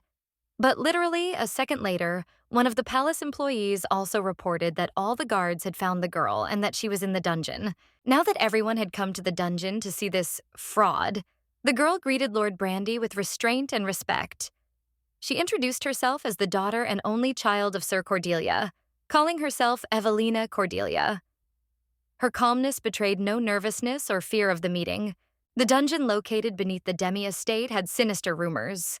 Locals said that the prisoners were not given food or drink, leaving them to their fate. Once there, the prisoners were forced to catch insects to somehow maintain their strength and survive in such cruel conditions. And unfortunately, death was the only way to escape this torment. After endless torture, the prisoners died, and this was their only chance to leave this place. These terrible rumors, alas, turned out to be true, confirming how cruel the fate of those who found themselves within these walls was.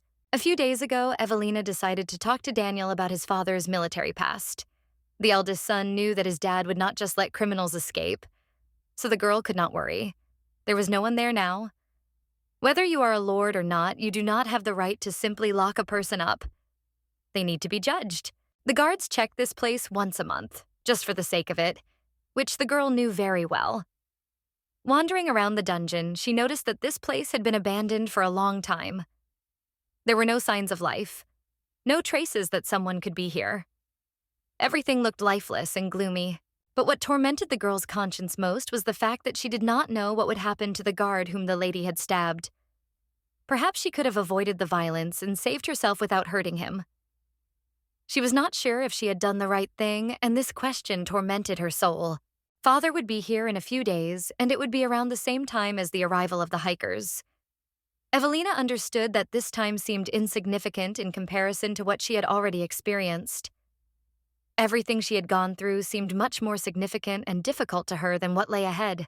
Plus, she was somewhat reassured by the fact that her bodyguard, Edward Bailey, would also be here. So if she could hold out a little longer, nothing bad would happen. Edward was her protector, and that gave her confidence despite the situation. Finally, a few days later, Evelina was found by Demi's guards. This was her last hope and the only way that remained.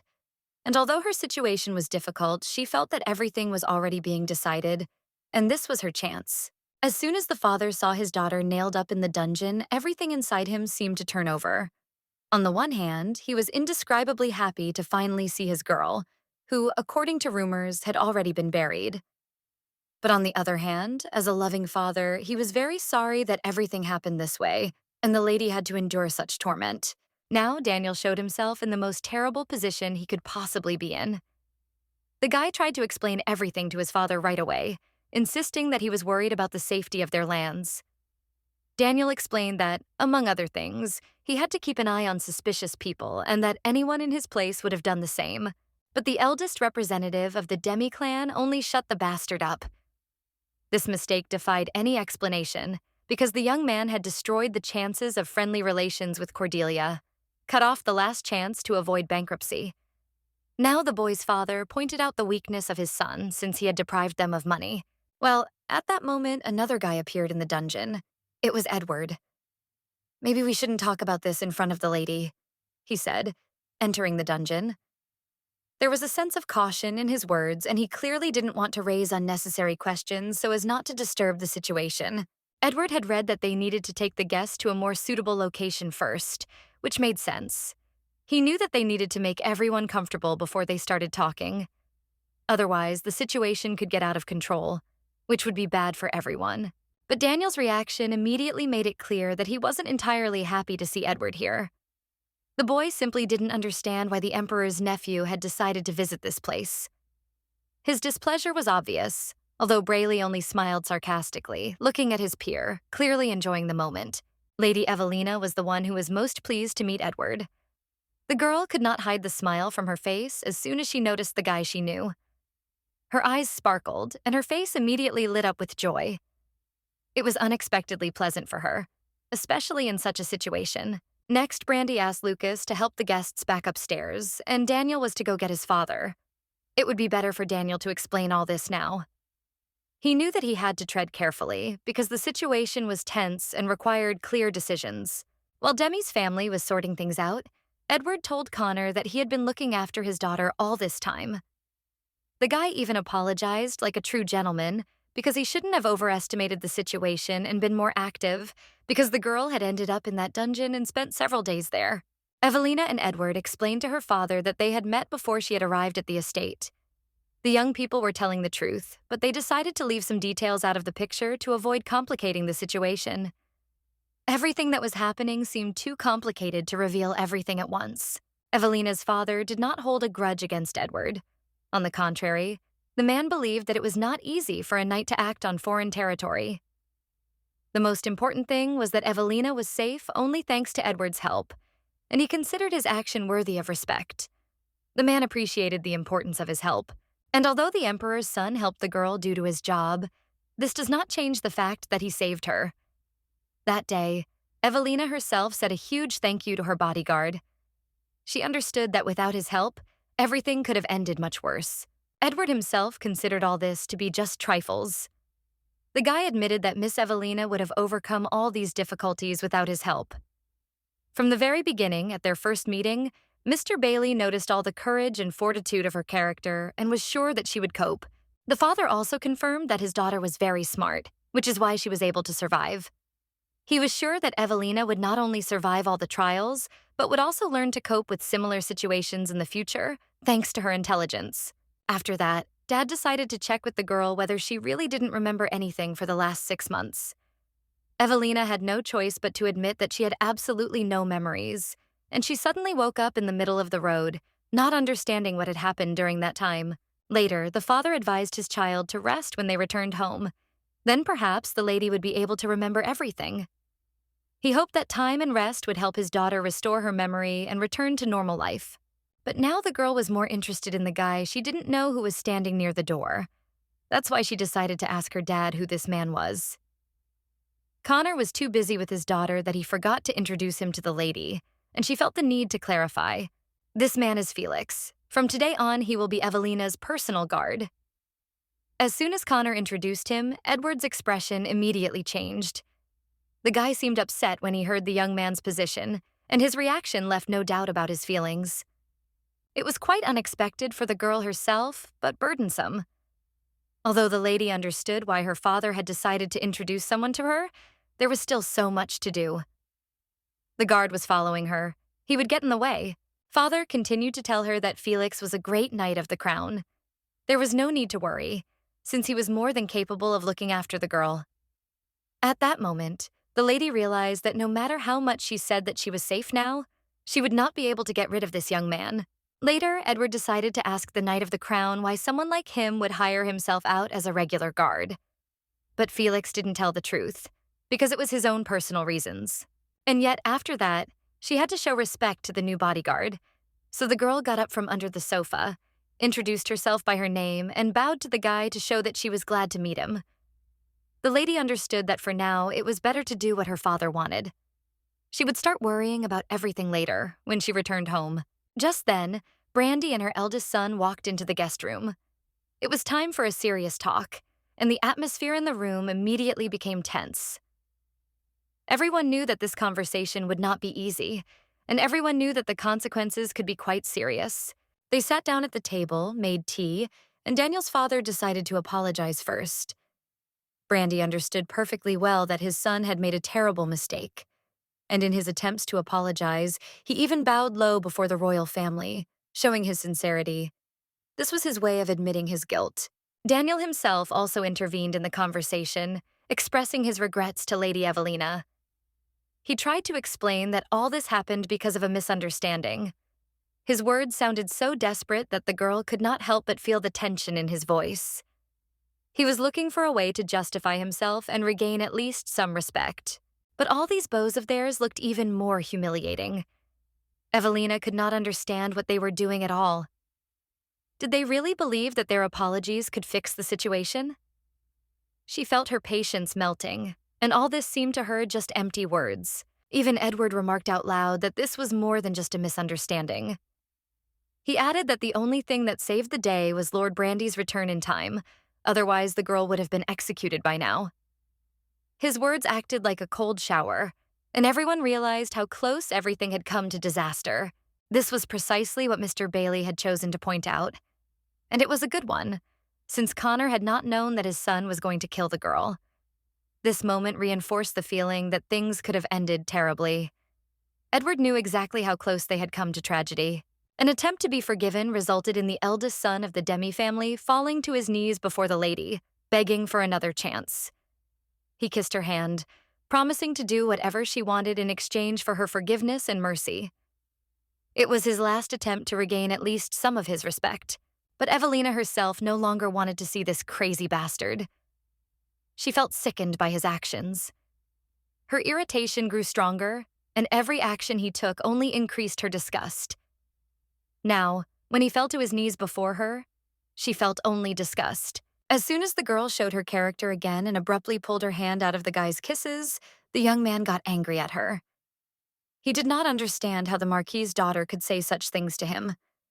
Anger sparkled in his eyes, but she could no longer accept his apologies. What made it even more compelling was the fact that Edward was also present here. The guy didn't understand at all what this emperor's son was doing here, because before this whole situation didn't bother him, but for some reason now he suddenly decided to intervene. At some point, Daniel even assumed that it was this blonde guy who planned everything. Planned to publicly achieve the mockery of Demi's son. The situation took an even more interesting turn when Daniel decided to approach the other side and make the girl look bad as well. The guy pointed out that he believed that the girl would definitely give him a second chance, since she herself also shares a grave sin, the murder of the guard of this house. Daniel shared that it was a guard who had been found dead, and he may not be of noble birth, but he was still an employee of their royal palace. Demi's eldest son promised that they would not simply stand by and watch their men fall dead, even if the killer was Lady Evelina Cordelia. This obsession felt extremely unpleasant for the girl. She tried not to think about it, but for some reason she still wasn't sure that someone had really died because of her. Like a heavy burden on her shoulders, the question hung in the air. The girl decided to ask directly, were they planning to charge her with murder in court? We're thinking about it, but none of us want it, right? He said, and after a pause, he offered a deal. It sounded like an attempt to avoid further conflict, but she wasn't sure it was all honest. However, it seemed like there was no choice. Meanwhile, Charlotte was running around the house in a frenzy. She was ready to find out all the details. By chance, she met Lucas and decided to ask him what had happened. Once in his presence, she learned that she had heard rumors that Sir Cordelia had indeed visited their estate, which confirmed the truth of Evelina's origins. But how wrong Charlotte was when she approached her younger brother. He quickly guessed that it was this maid who had invited the merchant to the banquet. Her attempt to find out the truth led to unexpected consequences. Junior told Osami not to worry because he wasn't going to tell his father about this. He knew they couldn't let Daniel down because of a maid. It wasn't hard to imagine what his father would say to Daniel in this situation. Lucas really wanted his brother to become a duke who always made wise and correct decisions. But this wise duke continued to negotiate with Evelina by means of blackmail. He pointed out to the girl that if the matter went to court, there would be big problems. So the guy assured that, as he had said, it would be better if the lady lay low for a while in Demi's estate.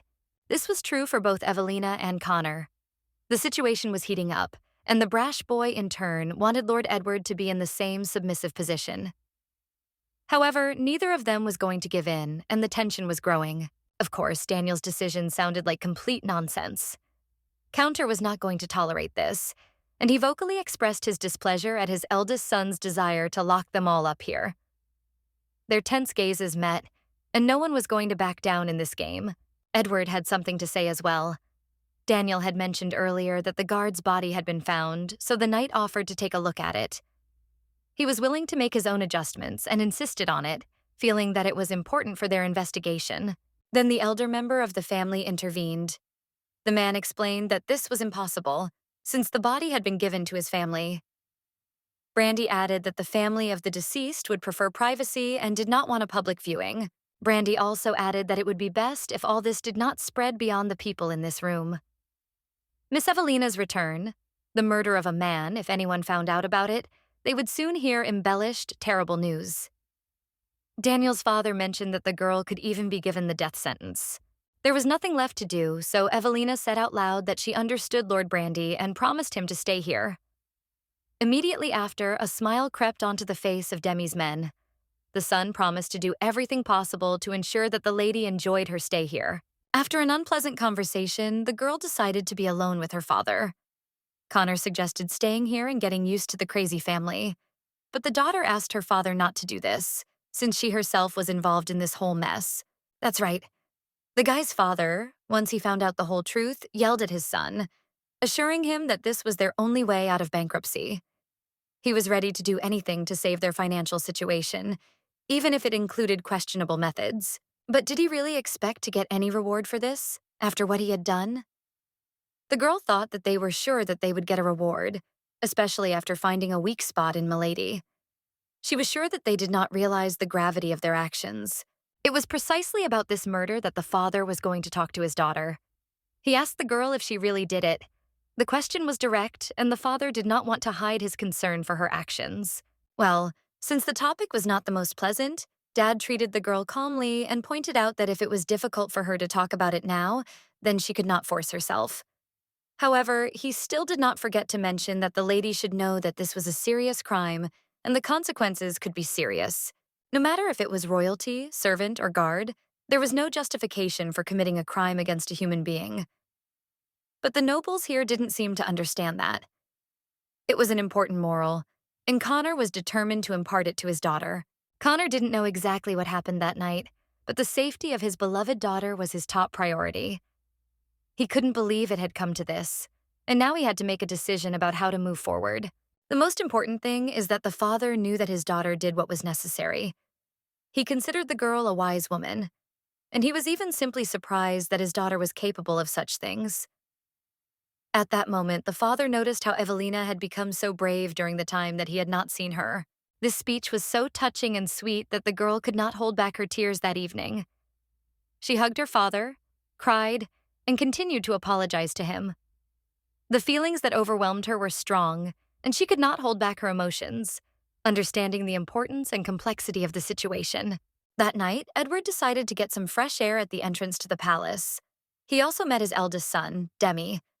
The evening was warm, but the atmosphere between them was becoming tense, as neither of them was happy about this meeting. As soon as the two met, there was already an unpleasant atmosphere between them. Edward was not afraid to speak indiscreetly towards Daniel. He was confident in his words, was not ashamed to say directly what he thought about what was happening, and was not going to put up with provocations. In response, the family's eldest son, Demi, pointed out that they only wanted to show their hospitality to Osami and Miss Evelina. But Edward noticed that the boy was going out of his way and was going to throw another party. At that moment, Daniel remembered a conversation with his father. After the guy made the girl stay in their house for a while longer, he seemed proud of it and bragged to his father. Demi thought that he and the girl were one step closer to getting married. But the father was not happy about everything that happened. He was so angry with his son that he even threw the first piece of paper he could get his hands on at him. The thing is, the father was mad at Daniel because he had corrected his own mistake. It was a mistake he shouldn't have made in the first place. Now they had wasted a lot of time, which could come back to haunt them later. Besides, Brandy pointed out that one should not underestimate the Emperor's son. If he did not say a word, then everything would end. But it was also necessary to remember that Edward could not be controlled even by the Emperor, his own father. And now, when Daniel met that same son, the boy screwed into his father's head the idea that he shouldn't contradict him and not pull his hands. Brandy asked that as soon as Daniel saw the boy, he get rid of him as soon as possible. Now Daniel decided to start a conversation with Edward about how he and Evelina were quite close. After that, he decided to ask his peer how they met and how it all began. Edward calmly explained that his father had known Lord Connor and they had known each other since childhood, so Daniel had nothing to worry about. Without finishing his thought, Edward already started to say goodbye, because he wanted to go back to rest before the next day's event. Having said goodnight, Edward returned to the palace.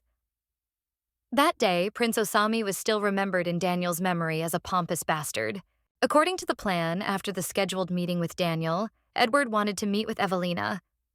They agreed to do this in the corridor of the palace to talk quietly. Now it was time for Edward to admit that he was looking for a way out of this whole situation. The guy even promised to share his plan with the girl, considering her a strong but at the same time kind woman. It turns out that Edward knew information that the guard whom Evelina had wounded was now alive.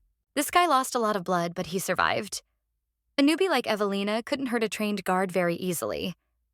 Daniel and Lord Brandy just wanted to manipulate my lady, so it's not too late to fix everything.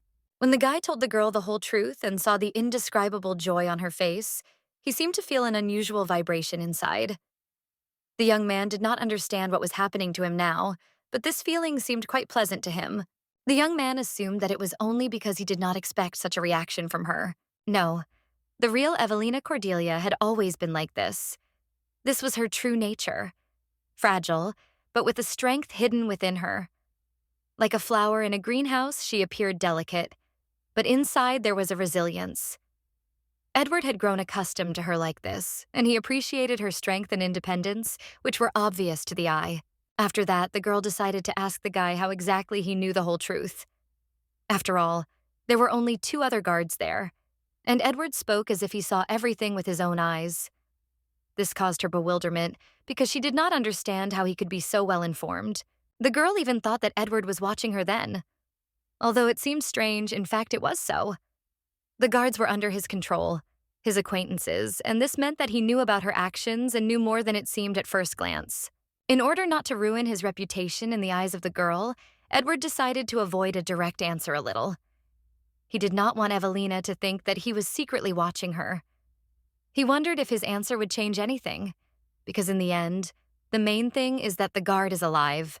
"Let's assume that it's a no," he said, knowing that even if she knew the truth, she still wouldn't change her position. He didn't want it to become a problem for her. Edward preferred to avoid unnecessary words, to avoid unnecessary questions and misunderstandings. This man looked really suspicious. He showed up in different places like the market square, the inn, and the cliff, always at the right moment. It seemed like he knew in advance what was going to happen, as if he was the link in the story. All this made the girl suspicious. But had Edward gone back in time too? Had he experienced the same thing as Evelina? The thought haunted her. Maybe he was part of her story, and everything that was happening was connected to his secret experiences. It made her wonder. To avoid such thoughts, the lady decided not to ask any more questions. She realized that it was better to distract herself and not think about what was troubling her. Maybe tomorrow would be a new day, and she would be able to sort out what was troubling her today. Then the guy asked the girl what she was going to do now. If she made this public, there would be no reason to stay in the estate. Evelina knew that the circumstances were unfair, but she decided to stay here. First of all, the girl still had so much to learn. So many plans still had to be fulfilled. According to the plot of the past life, 4 years later, the father will be framed and accused of embezzling state funds, and he will die. Then Daniel will hunt for the wealth of the Cordelia family and plan a murder. It is highly likely that the death of the father is connected with the Demi family. Now the lady knew that she simply had to keep an eye on the inhabitants of the estate. When the girl assured Edward that everything would be fine, the guy noticed at that moment that the girl looked like herself again. The same brave, courageous girl with a character that would never compare with other aristocrats. Towards the end of their conversation, Lord Lucas decided to join the boys. It seemed like an eternity since they had last met. The atmosphere had become a little tense, but at the same time, the boys were glad to see him again, even if their relationship had not always been cloudless. Lucas's first point was that he had heard of his older brother's actions and expressed his sincere regrets for it. However, Edward asked if the man was so sorry, why he did not express his feelings directly to Lord Brandy. He believed that words without actions meant nothing. Edward shared his opinion that the pity of the younger son is worth nothing if the younger one is not going to take real action. He stated that the younger brother is no different from the older one until he takes concrete steps to correct the situation. It was a harsh but fair comment on his part. Unexpectedly, Lord Lucas confirmed that Edward was indeed right in this regard. Evelina and Edward were surprised by his frankness and the fact that he not only agreed with their opinion, but also took Demi's side. They did not expect Lucas to be so decisive and not to give in to emotions. At the same time, Bailey was thinking about how he himself was not very friendly. After all, recently, almost humiliating the new guard appointed by Evelina's father, he noted that he considered him the best candidate for the role of bodyguard. While the guys continued to discuss this, Lucas quietly left, and soon it was time for Evelina and Edward to leave the conversation. Unfortunately, tomorrow the boys will have to participate in a strange party again, which will hardly bring them joy. Something told Edward that this time they will not be able to avoid the appearance of an unwanted guest, who will make this meeting even more unpleasant and difficult. That night, the entire conversation between the young people was deliberately overheard by Charlotte. She was closely following how events were unfolding and was determined to learn more so that she would be prepared for what might happen in the future. The girl did not understand why her rival was constantly hanging out with Edward Bailey. Their closeness even seemed frightening to Osami. The servant had already begun to worry about this, since the girl could tell him everything about her. Although she was sure that Milady would not say anything like that about her, since her pride would not allow her. Osami even considered this to be her advantage, because if this woman was Lord Bailey's, Charlotte would be able to throw her out of Demi's house. Now the maid was clearly sure that she would never give up just like that. Charlotte could not see being a maid forever. The next day at a social event, everyone was discussing the fact that the woman had indeed turned out to be Lady Evelina. People were talking about how good it was that no one had said anything bad about her before. The guests were also curious about what had happened to the man who claimed to work for Cordelia. During the party, Daniel was persistently hanging around Evelina, constantly offering various entertainments. He offered the girl to dance, have lunch together, drink tea, but the girl only brushed him off. She openly told him that she was only a guest at Demi's estate, and that she should not take advantage of the benefits here. Besides, Edward appeared on the horizon, who was sure that Lady Evelina was dancing with him, and, lightly hugging her, led the girl in the other direction, away from Demi's eldest son. As soon as the girl left him, Charlotte decided to appear as a replacement for the princess. The maid asked Daniel to forget about this Evelina, since the girl already belonged to Edward. The maid explained that if the young man chased after her, he could be tried for attempting to seduce someone else's girl.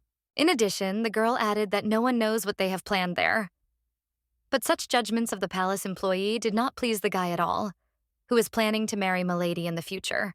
He began shouting at the maid, mentioning what he had told her several times before, that she should not approach him in public or speak to him. Then he said something that literally destroyed Charlotte.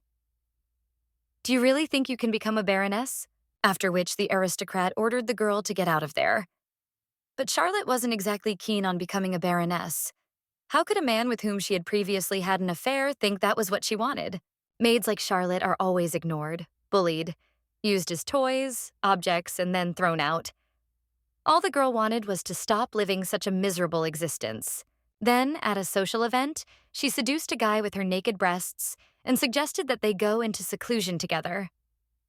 Daniel, who had not had intimate relations for several days, fell for the girl and suggested that she follow the plan. He would go out first, and Charlotte would follow him only a couple of minutes later. Then no one would suspect anything. But it only seemed to the boys that no one noticed that they were lovers with Charlotte. During the dance with Lady Cordelia, Edward watched these two with interest the whole time. The guy hinted to his dance partner that he had learned something about Charlotte. Or rather, he had learned everything that could be interesting. But in order not to talk about it in front of other aristocrats, the young man suggested moving to a quieter place. The former duchess who lived on Demi's estate, Anne Charles, was a kind woman. When she married Brandy and moved in, she had a lot to do. But there was one maid that Evelina couldn't help but bring to Demi's house. It was a woman with a child who needed care and attention. She couldn't leave them to their fate because the baby couldn't be left alone. The child was delivered to the estate safe and sound, but the maid herself died of complications from childbirth. Evelina, feeling compassion, took pity on the baby and entrusted the maids with caring for him, asking that they raise him as their own. However, despite the efforts, the child was considered an outcast among the other children, and the maids, busy caring for the Duke's son, who was born at the same time, could not give him the attention and love he deserved. The boy remained on the periphery, and his life was not as easy as that of the other children in the house. However, this child grew up even in such an environment, despite all the isolation and coldness of those around her. And as soon as she reached the age when she could work, she herself became a servant in the house, and her name was Charlotte. This was her path, and she did not allow circumstances to break her. Her relationship with Daniel began long ago when she was young. It was a complicated relationship, but it became more complicated as the years went by. Charlotte felt more and more important and influential in the events around her with each passing year. All this confirms the fact that Charlotte was not simply used by Daniel. On the contrary, she also took an active part in the choice, influencing the decisions and property of the Cordelia family. Her role in this story was much more significant than it might seem at first glance. As soon as the guy told Evelina all this, he immediately noticed the girl's confusion. She really thought about the girl she was friends with in her past life. Well, yes, Evelina really did feel sorry for her. If Charlotte had grown up in love, her mother would not have died. If her mother had not followed the Duchess to Demi's house, Charlotte may not have had a choice to build a different life. But does that mean she lacks the ability to make decisions? She tortured Evelina, deceived her, and sometimes even tried to kill her. And not only Evelina, but the entire Cordelia family. Therefore, naturally, the heroine of this story simply could not forgive this girl for everything she did. All her actions only strengthened the hostility. But now, despite all this, Evelina was most grateful to Edward. He gave her the information she had long wanted to know. Now, finally, the truth was revealed to her, and she could understand what to do next. Edward thought that this was also relevant to their affairs. He thought it would be better to get to know Charlotte better, so that he could protect Evelina in the future. He also suggested further steps that could strengthen their position, such as rings as collateral, which would indicate a more serious commitment. But now that the girl had a personal guard from Sir Connor, the young man decided that he no longer needed to be near the beauty. Her safety was now protected, and his participation was no longer needed, in his opinion. But that day, she didn't let him go. As soon as the guy took a few steps in the other direction, she grabbed his hand, asking him to stay. Evelina still felt threatened, and her request remained unfulfilled, so she needed his support. The boy then, surprised, asked her why she had chosen him as her guard. The lady explained that he had saved her in the marketplace, and that he had then told her that they would definitely meet again, predicting that their paths would cross again. The young lady thought that if this was truly their destiny, then it would be right for the man to stay by her side. She felt that their connection had a deeper meaning than just a chance meeting. But the guy, taking his hand from under the palm of the beauty, pointed out that such things as fate do not exist. There is only the choice of the girl herself. This meant that she chose him herself, and it was her conscious choice, and not something predetermined. From tomorrow, the member of the secret order promised to seriously teach the girl how to handle a sword properly. Besides, it was obvious from the modest girl that many lessons would be needed. At least they would be able to kill time when they were here. In fact, the girl was even happy with such an offer from Edward. The name of the new bodyguard of the main character of this story is Felix. This guy was a mercenary with a cruel but fair character. He knew how to deal with difficult situations and was not afraid to work with people whose goals were not always pure. Felix was originally a knight of the order, but after becoming disillusioned with the corrupt crown, he chose the path of a mercenary. His ideals were shattered when he saw how the authorities used their power, and he decided that it was better to act by his own rules, even if it did not please others. He was busy guarding Sir Cordelia, protecting his daughter, but one day he found himself dragging a drunk woman around the palace. It was an unexpected assignment that opened up a new side of life for him. Some time ago at a banquet, Mr. Connor asked Felix to take Evelina to her room. The aristocrat had overindulged in drink and could no longer walk on her own. He agreed to help, realizing that it was a necessary service, but also a little surprised by the situation. When he found himself in this situation, he learned that Lord Brandy had offered the girl several drinks, and she had accepted one from her father. It was obvious to Felix that he should have stopped, seeing how quickly she became drunk. As Felix carried Evelina in his arms, he realized that she had taken these drinks not for pleasure, but rather out of respect for her father. He thought that a young girl should not drink so much, and was surprised at how different she was from the Evelina he had heard about earlier. From the moment she introduced herself, it seemed like she was going to avoid the new bodyguard, but now she seemed much more funny and human than he expected. Felix felt like he could treat her with respect and even interest. While Felix was carrying her, the girl suddenly woke up. Her first question after waking up was, "Where am I?" Her tone was a little confused. Felix, without making her wait, immediately answered that he was taking her to her room. The banquet was soon ending, and it was best for the girl to rest. Feeling unwell, Evelina asked him to put her down and then added that he should bring some water. He obeyed and sat her down on a nearby bench, saying that he would soon return with water and asked her to wait for him until he returned. As soon as the young man left, the girl turned her attention to the place where she now found herself. She did not know where she was now. This room was unfamiliar to her. But at the same time, the girl decided that she immediately needed to get to her bedroom to go and rest. At the same time, the head of the secret order reported full information. The senior assistant effectively coped with his duties despite Edward's absence.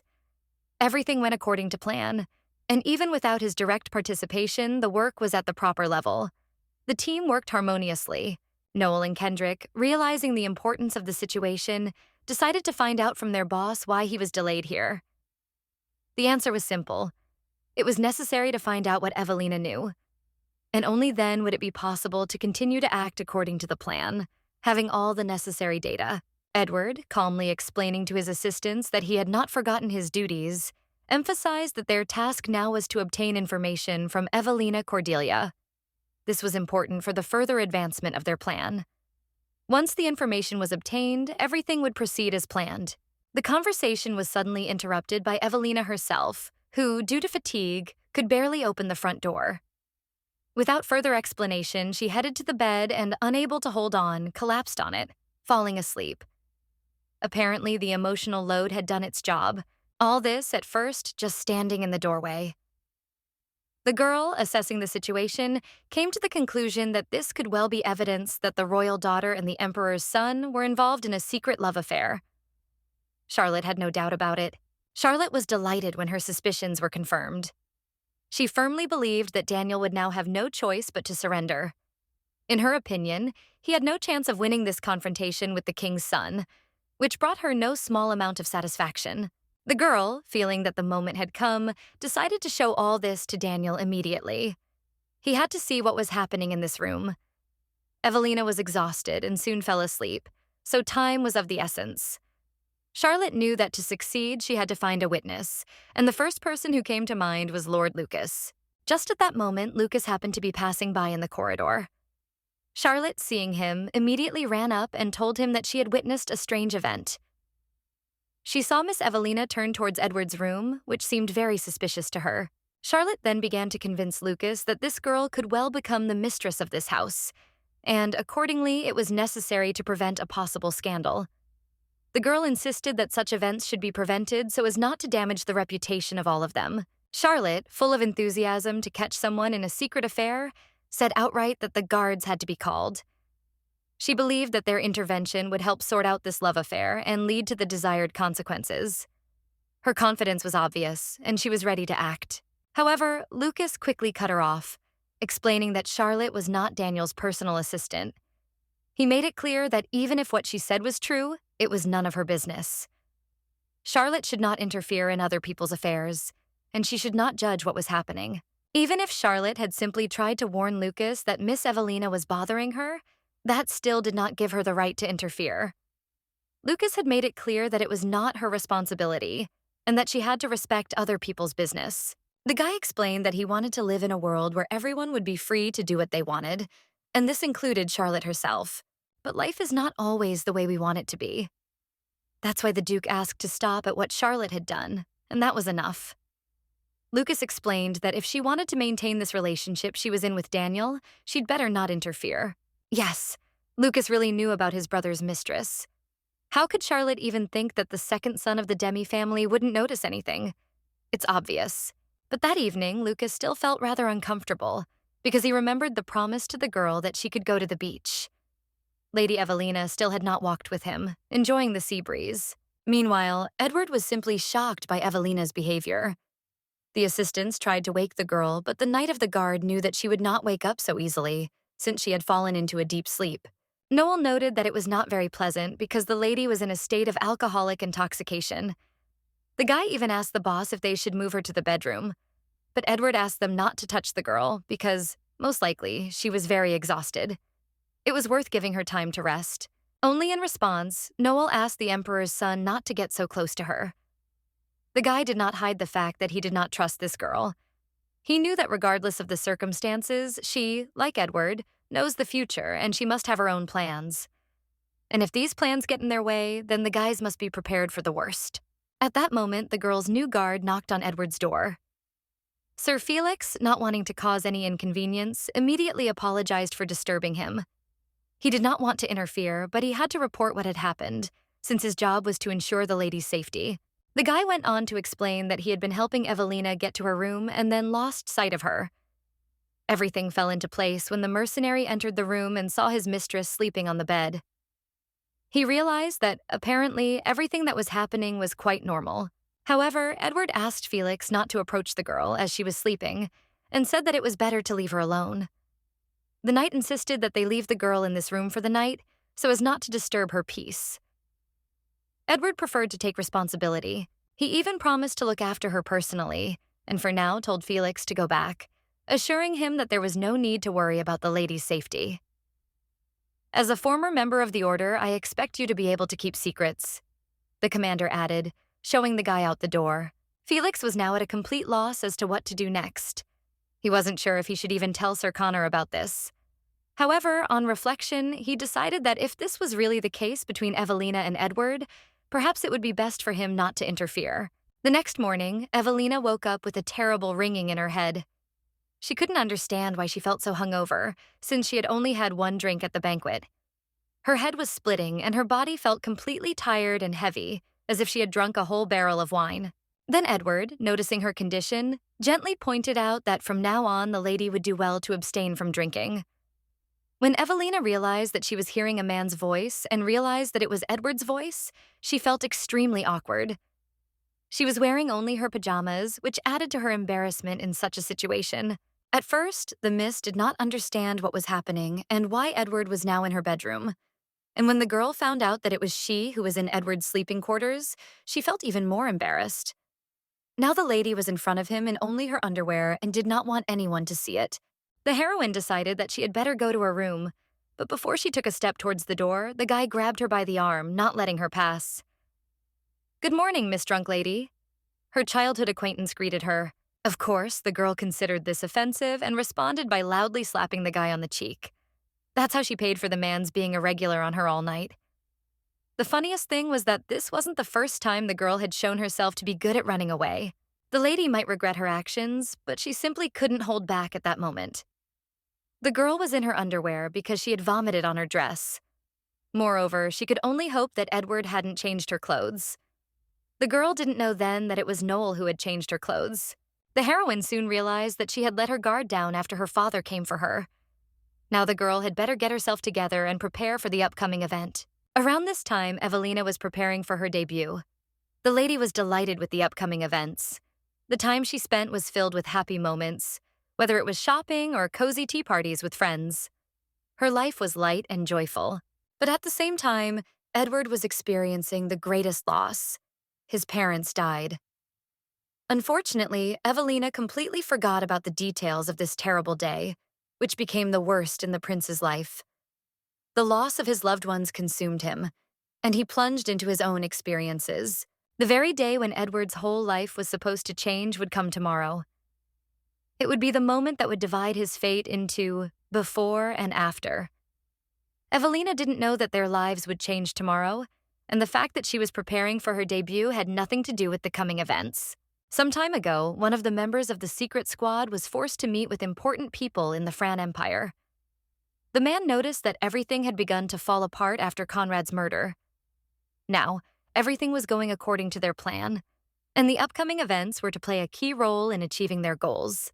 For this reason, the chief reported that they should go back in time and set things right from the start. They believed that they could change the course of history if they went back at the right moment and intervened in the development of key events. In addition, the respected man asked Edward a question that made him think, would he be able to give the flower of time to someone else? It was an important decision that could affect the whole future, but for Edward himself, this someone was not just a random person. He was sure that Evelina Cordelia was the key to solving all his questions. She was the person who could reveal the whole truth, and only by collecting all the information from her, they would be able to achieve their goal. At that moment, Edward knew that if everything went according to plan, Evelina would soon end up on the guillotine with him. He himself was supposed to return to the past. But unfortunately, Evelina, having learned the truth about everything, would disappear forever. It was a tragic moment that could not be avoided. It was for this reason that Edward decided to offer Evelina the time flower. She had to go back in time with it, while still keeping the memory of the past. This was a necessary condition that could change everything. People from above reported that the girl would not even know why she had returned. She was unpredictable, and confusion in her head would make the situation worse. Therefore, the man recommended that the member of the secret order think over the possible consequences. But Edward had already decided everything for himself earlier. Back to the present. That day, Evelina set off on a long journey with her bodyguard Felix. In fact, the boys couldn't just leave the estate. The girl knew that Daniel would be furious when he found out. But at least she left a note for her father. He would take care of everything. At that moment, Felix decided to ask the princess why she had decided to leave the estate. He could not understand what had prompted her to take such a step. He was sure that there was something more to it than just a desire to take a walk. The question was simple, but its answer was much more complex than expected. Listen to me, Edward. Your parents will have an accident tomorrow, but it's a smokescreen. In reality, they will be killed. We have to save them, Edward. But the girl couldn't say it so directly. Her words were full of anxiety, but they lacked the necessary frankness. Evelina knew that she couldn't reveal the whole truth, and she couldn't tell Felix all the details. The girl understood that her lie was the only way to protect them all, at least for a while. She decided to say that she just needed fresh air. "I'm suffocating in this estate," is how she explained her behavior, not wanting to reveal more important details. In response, the girl only noted that the guy had once again noted how different she was from the image he had built of her. She was not the soft and quiet creature he had seen her as before. On the contrary, she was quite determined and independent. The word wild even seemed cute to him in the context of her behavior, but there was no time to think about that now. They had been traveling long enough, and the road was becoming increasingly difficult. The boys had covered most of the route, but there was still uncertainty ahead, and they had to be prepared for anything. This journey was just the first step in a more difficult mission. Then the boy remembered that he had been hired to be Evelina's personal bodyguard.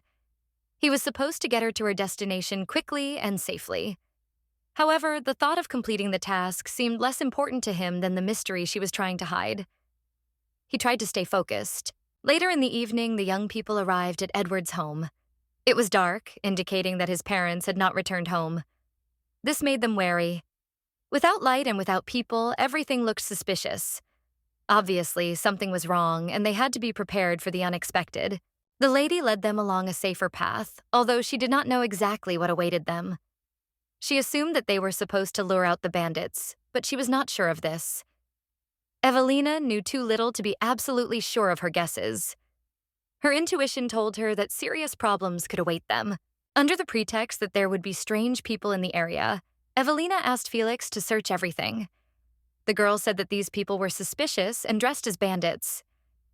Just then, one of them joined the conversation, asking the lady if they were the ones being talked about. The man noted that they had been told that a boy and a girl would arrive in a carriage. But then one of them became convinced that the guys were not the ones they were looking for. But the robbers no longer cared that they were the ones they had come for. Since the young people already knew about today's plans of not the best people, they could not be left alive. Now the robbers intended to kill the witnesses. The sword fight began, and the tension in the air became more and more palpable. Felix, despite being a former member of a secret order, stood firm against his attackers. He easily repelled the blows of his enemies, not giving them a single chance to win. Each of his blows was precise and confident, which made him a formidable opponent. While the girl stood back, trying to figure out what plan Edward's crew could have, her thoughts were interrupted by a sudden danger. One of the bandits, sneaking up, brought a knife right to her throat. She didn't even have time to react, as the knife was already at her neck. But at the last moment, everything changed. The man, who had decided that his victim was doomed, was about to say goodbye to the fragile lady's life, but it was not to be. Evelina instantly intercepted the knife from his hands and, without thinking, delivered a piercing blow straight into his body. This unexpected turn of events made her enemies freeze in amazement. Who knew that this fragile girl could handle a weapon? It all seemed incredibly funny. The lady, who had just seemed defenseless, now easily defeated an experienced bandit. She herself could not understand what was strange about a woman holding a sword. She was confident in her abilities, and this was her natural state. her life. Be that as it may, the attention was now focused on Evelina. The lady had decided to take away all these bandits, which was her next step.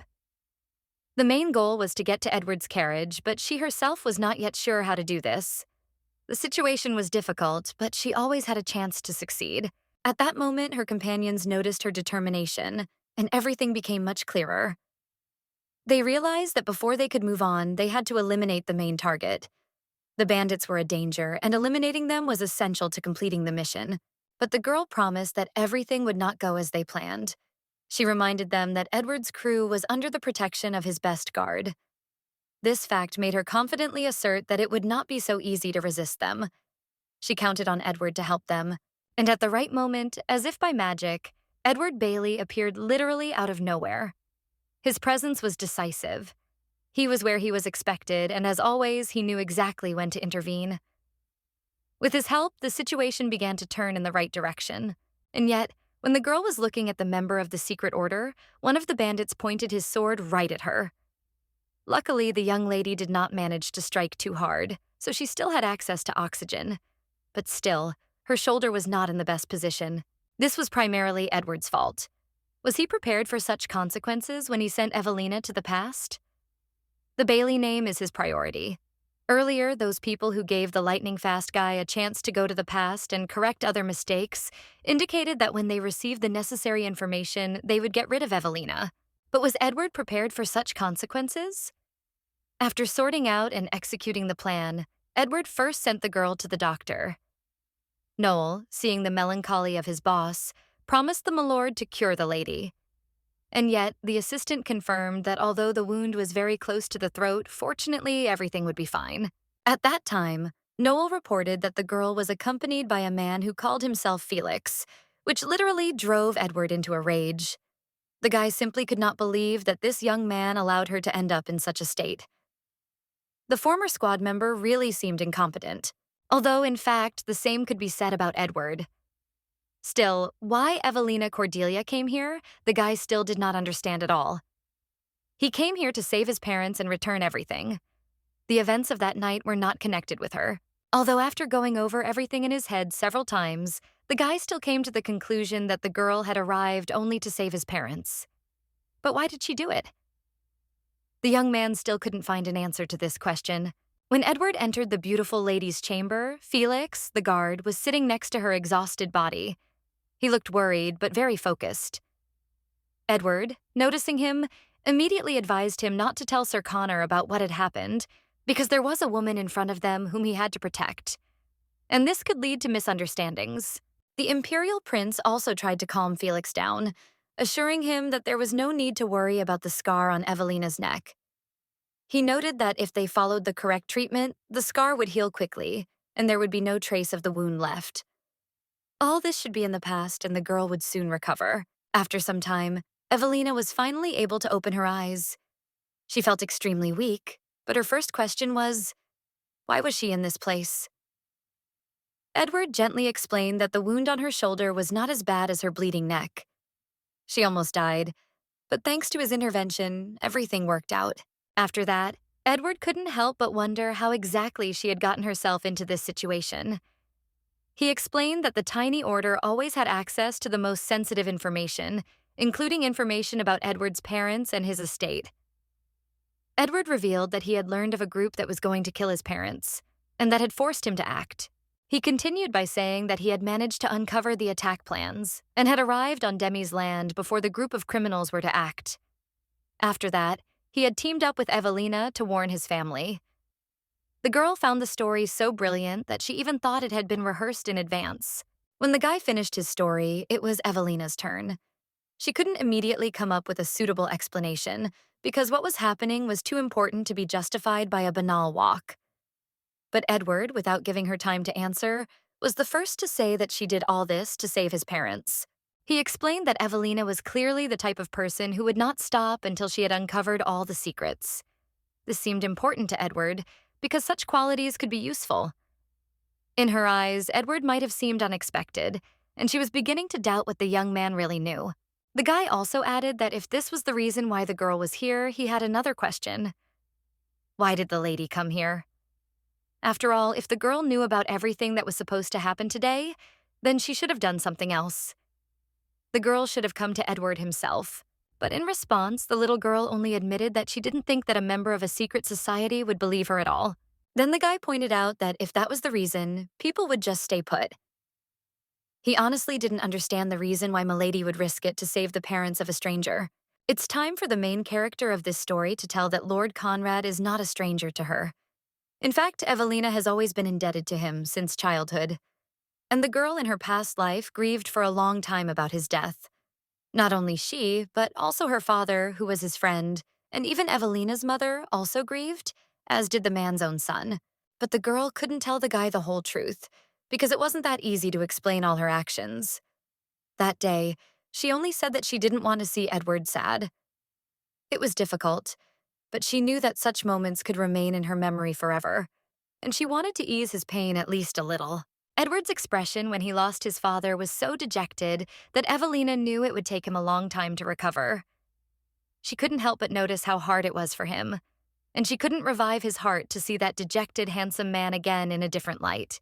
At that moment, Edward was truly in shock. His thoughts were confused, and he did not know what the lady was talking about. He was not prepared for such emotions. Previously, he and the girl met in the garden to talk about something important, but this was a different situation, and Edward could not even imagine how she really understood him. The Order of the Shadow was a secret group designed to solve the most difficult and dangerous problems that were returned to the Bailey family. This order did not exist for the outside world, but only for those involved in the affairs of the Bailey family, and its activities were hidden from most. Edward had trained under strict conditions since he was a child, but the reasons why he was forced to do so remained a mystery to him. He did not understand why his life had to be so disciplined and full of restrictions, and only as he grew older did he begin to realize that his path was predetermined. When Edward was still a little boy, his curiosity did not leave him in peace, and he once asked his parents why he had to do all this, and how it was connected with the inheritance of the Bailey name. But that day, he did not receive an answer, and the question remained unresolved for him, filling his soul with even more doubts. However, his parents decided to support his further education abroad. Apparently, they felt guilty and sorry that they had to keep him in the shadows, and tried to compensate for this by giving him the opportunity to study and develop his physical abilities at the academy. It didn't matter what the elders in the family said about the young man. He had clearly decided for himself, never to return. Unfortunately, only the circumstances of his parents' death forced the guy to return. The young man remembered very well that when he stood near the grave, unable to feel his feet under the earth, he heard the cries of others. Was it an accident? But they were in a cart. Why were their bodies so mangled? Quietly he will hear. What will Bailey do now? They always held on to Lord Conrad. One day, the uncle gave the boy a special herb of thyme that played an important role in the history of their family. The man said that the family passed it down from generation to generation, and this herb was part of their family's mission, with which they had lived for centuries. Its significance was immeasurably important. The Baileys were sorcerers who had been studying herbs and medicines for generations. Their knowledge and skills were passed down from generation to generation, allowing them to be not only masters of healing, but also guardians of ancient secrets related to herbs and their magical properties. And though their research was interrupted by political responsibilities and obligations to the frontier, the Baileys' true mission remained the same: to protect the thyme herb and use it when needed. It was a duty that had to be fulfilled, despite all the obstacles the family faced. Centuries later, when the time came, the man gave Edward a task. He must go back in time, save Conrad, and restore his family. It was his obligation, a duty that could not be ignored. Edward had much to do to change the course of events and restore balance. Edward was unable to pull himself together even after the funeral, his soul overwhelmed by grief. At that moment, Sir Connor came to him to support him. His visit was laconic, but full of concern for the young man who had to not only cope with loss, but also make difficult decisions that would change the future. When the men sat down at the same table, Connor's first thought was to ask how his friend's son was doing, as they hadn't seen each other for a long time.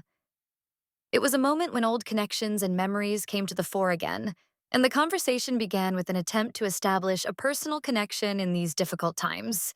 Edward shared his memories of his studies abroad. The guy really liked this good place. People there were open and free, unlike in Fran. It was a great opportunity to see the world in a new light. The guy would really like to thank his parents for giving him such an experience. That same day, the elder Cordelia asked the young man for permission so that the father could share the details of the trip with his daughter Evelina.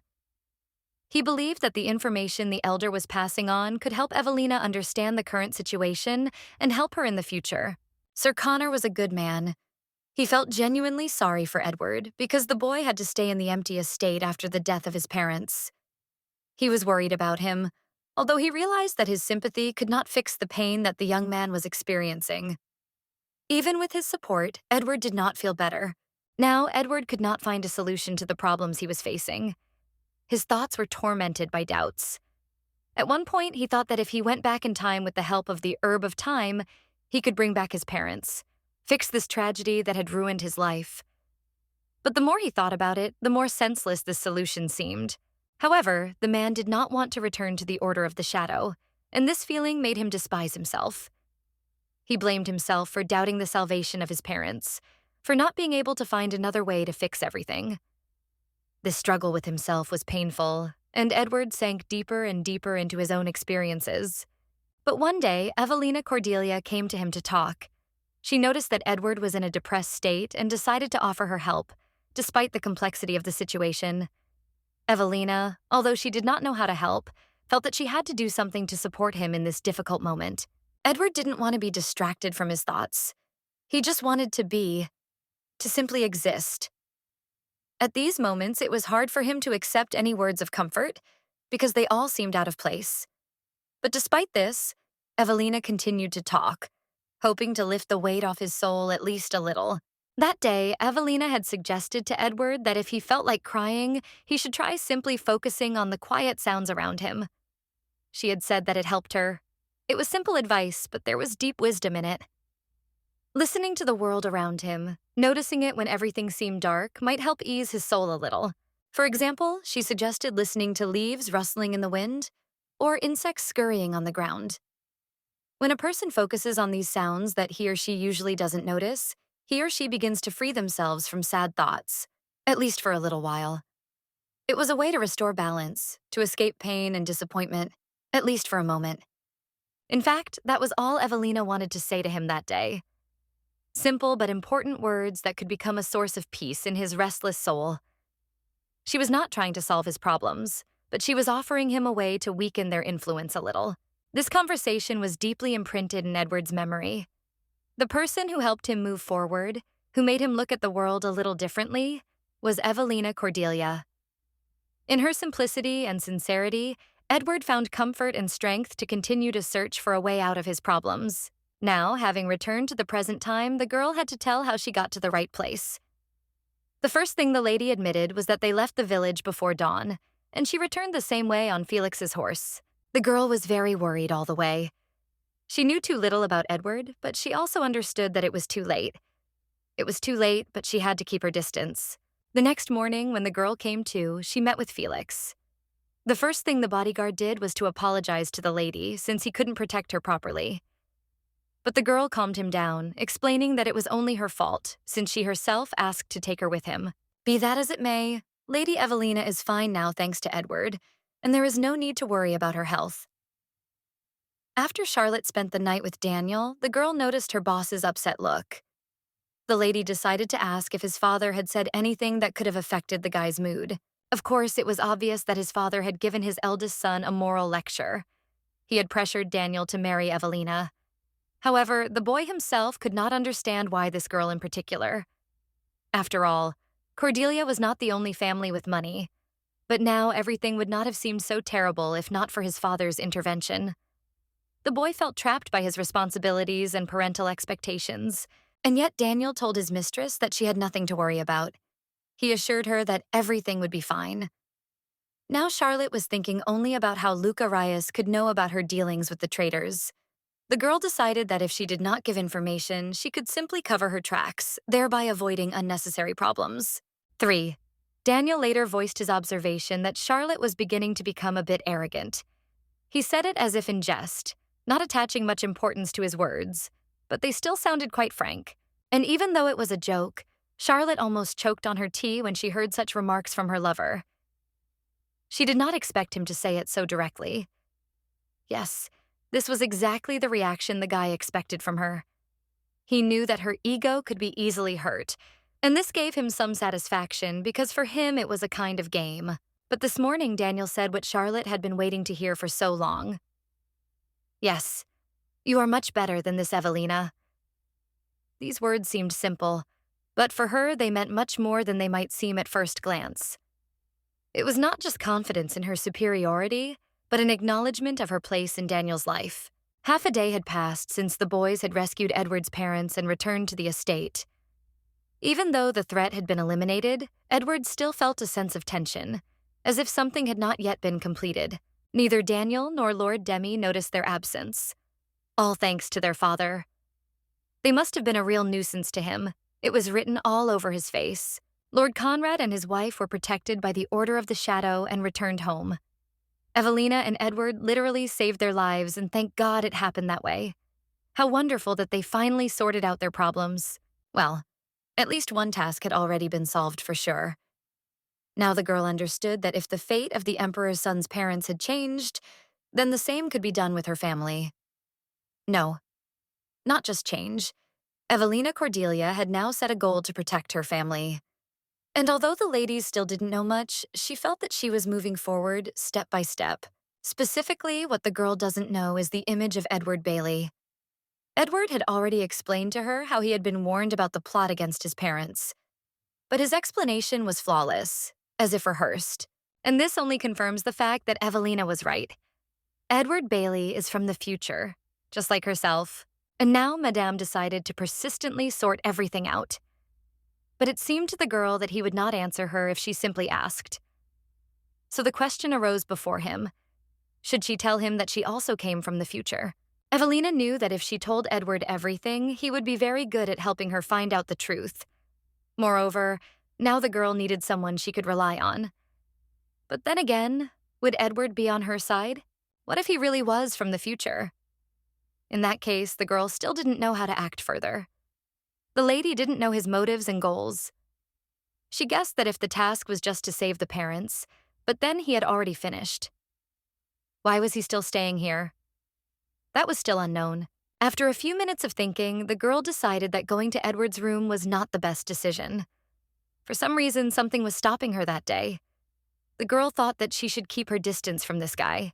But what was her surprise when she accidentally met him in the corridor? The guy himself wanted to find the girl to ask her something. Now they were together in the unknown for the lady. There was a door nearby, which seemed to be connected to the corner tower, but it is under a huge lock, chained.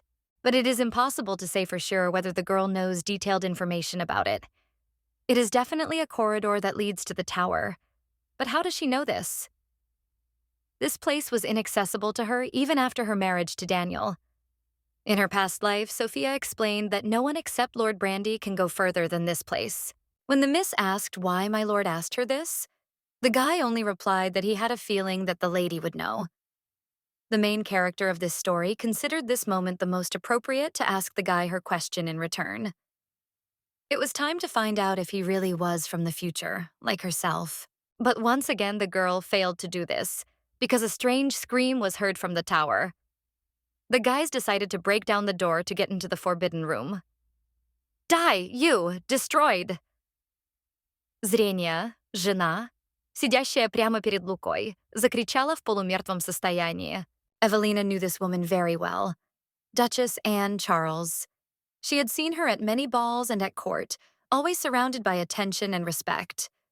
But here, in this room, the situation had changed. The lady could not understand how Anne had ended up here, among these people. What could a dead man do here? This thought did not leave Evelina. Lucas did not even seem to notice the danger of the situation. He was completely focused on his actions, without showing the slightest surprise. His confidence confused the lady. Watching this, the lady wondered for a second if she and Demi were going to hide this woman. The situation was becoming more and more confusing with each passing moment. Evelina tried to figure out what was wrong, but the answers were far from what she expected. If this was true, if they were hiding Anne Charles, then even more questions arose. Why hide such a figure? Such an influential woman? What was the real reason for her being in this place, and what was the secret behind this decision? They kept her here, away from the public eye. It was obvious, and the reason was clearly not simple. Anne Charles could not have been in this place by accident, and everything around her suggested that something important was hidden behind her presence here. Literally a second later, the woman, driven by some incomprehensible impulse, grabbed Lucas and dragged him to the window. Without any hesitation, she tried to strangle the guy, desperately trying to get rid of him. Everything that was happening caused Evelina even more questions than answers. Edward simply couldn't watch this calmly, so he decided to strike Anna first. The man understood that they would both die if he hadn't intervened. And now he had turned this woman simply unconscious, without killing her. Besides, Lucas was also unconscious now, and it seemed he hadn't seen the young guys. Now the body, which is unconscious, looks quite calm.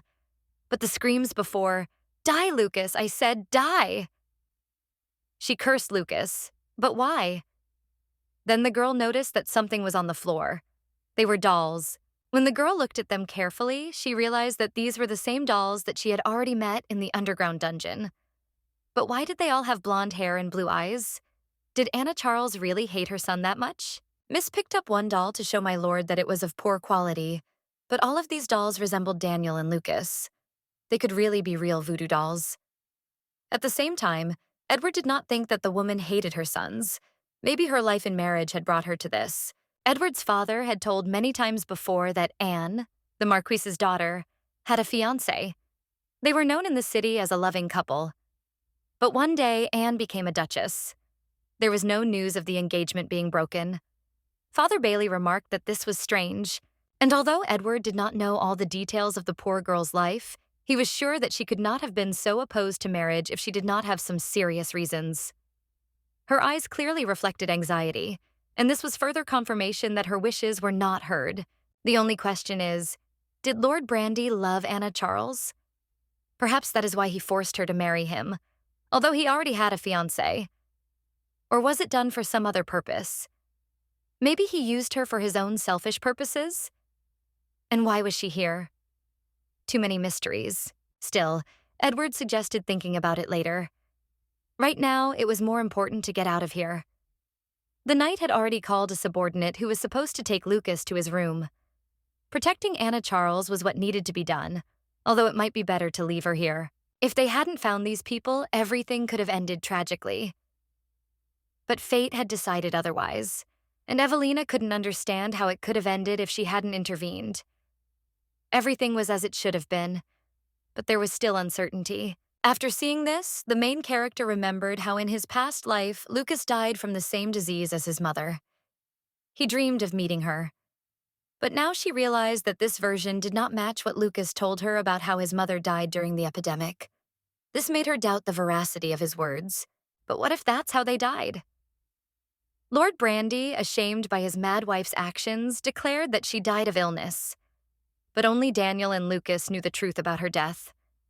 Evelina tried to piece together the facts, but the story became increasingly confusing. Even if Lucas had fallen to his death from the tower with Anna, they would not have been able to reveal the truth because they had kept Anna locked up there. If this is true, Lucas and Anna Charlie are Lord Brandy's victims, just like the main character of this story. The family did not stop Brandy Demi, but now Edward and Evelina saved them. Saved two more from death. If Evelina can continue, this will not be the last human life saved. And yet the girl was forced to admit to the member of the mysterious order that she was very scared. They had just saved two people, done the right thing, a good thing. But this was truly frightening, interfering in other people's affairs, life and death. The lady admitted that she felt as if she was taking on a responsibility she could not handle. And Edward Bailey actually understood and knew from his own experience what this unpleasant feeling was. It was precisely this lead-in that led the girl to finally ask the very question that had been bothering her all this time. "Edward, do you know the future?" "No, are you from the future?" the girl asked. The lady made it clear how much she wanted the guy to tell her the truth. In response, the man first pretended that he did not understand what the girl was talking about. He asked her to explain what "to be in the future" meant, because in his opinion, Such a thing does not exist, and it is simply impossible. He tried to convince her that she was wrong, but his words sounded rather unconvincing. However, the lady did not fall for his acting. She firmly asked him to stop playing the fool in front of her. Evelina clearly understood that he was hiding something important, and she was not going to waste time on his empty excuses. She was determined to find out the truth. The man continued to shift the focus, asking the girl why she was asking such questions. He noted that she didn't look like she was joking, which made him even more doubtful of her intentions. In fact, Edward was trying to figure out whose side the reincarnated miss was on. The girl herself was completely stumped. She couldn't tell him the whole truth because that would confirm that she really was from the future. Evelina realized that she couldn't confess her secret to Edward, and she also felt that he was hiding something from her. In the end, the lady decided to simply apologize for her words and forget about what she had said. She did not want to deepen the conversation and risk revealing her intentions even more. Evelina felt that it would be better not to continue the topic. Edward, in turn, told the young lady that she was tired and needed rest. Unfortunately, there could be nothing more between them, since neither he nor she could take a step towards each other. Both remained in their own world, not ready to open up to each other. Now the main character was sure that she should just use him without revealing her intentions. Before saying goodbye to the guy that day, the lady asked the knight to let her know about something else. The girl wanted to find out what happened to the Charles family after Anne Charles became the Duchess. After the tower was shaken, the morning came. Every day when the sun rose, the girl counted how many more days she had to spend here. Evelina Cordelia should be able to leave whenever she wants. Since they proved that your guard was alive during the night, the Mad Demi family has no reason to keep the lady here anymore. But the Countess also understood that she must stay here until she gets what she needs, to protect her family. But today, something happened that the girl least wanted. During breakfast, Brandy suggested that the lady think about marrying his Daniel. The union of the Dukes and Marquise's families does not benefit the former from the latter, but the Marquise family receives the same respect and communication as the Dukes, so the Marquise side will win. By proposing to marry the eldest son, everything is leading to one thing. There is an ulterior motive. Lord Brandy wants Cordelia's fortune. And Evelina already knows this, but his shamelessness is disgusting. He has already spoken to the father of the beauty many times, but now Brandy is drawing the girl herself in, because the father refused him. Now the unpleasant man assures that the most important thing is the children's feelings, all because the man thinks Evelina is weak, a sweet and innocent daughter. It was the same the first time. The wedding was decided before the lady realized what was happening, but this time the girl knew for sure that everything would not work out that way. The girl politely thanked Lord Brandy for the invitation, but then immediately apologized and then made it clear that she wanted to marry the man she loved. In response, Brandy just laughed loudly. The man pointed out to Sir Connor that he had raised his daughter well. Love? Yes. For this, marriage is needed. What is more important than the union of two people? But we, have a different story. The man began to explain that few marry for love. The unpleasant fellow went on to insist that marriage was more of what he called a deal, as it was in his case.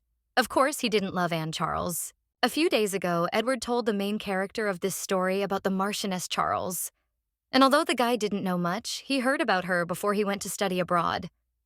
Edward said that the Marchioness lost all her fortune. If Evelyn's premonitions are correct, it was Brandy who did this to Anna Charles. All the estates of a dead wife go to her husband. He destroyed her family and took everything from her. You are right, Lord Brandy. As the daughter of a marquis, I think I should accept this offer. The girl suddenly stated, but then she explained that as Evelina Cordelia, she would not accept the proposal because the man she loved was so close. The girl pointed out that as a true aristocratic lady of the Kingdom of Fran, she simply could not neglect it. At that moment, for some reason, Daniel's father thought that now the conversation would be about Lucas, his second son, whom the princess might have fallen in love with during his stay in the Kingdom of Demi. But then the girl shocked the men even more with her statement that it was Lord Bailey. The girl decided to hide her thoughts and continue using him. I am in love with Lord Bailey, the young lady said in a deliberately trembling voice. The lady had to do this to survive. Meanwhile, Edward, unsuspecting, was relaxing in a hot bath. And although the young man didn't know anything yet, his sixth sense told him that something was about to happen. Who would have thought that the future in this life would be like this?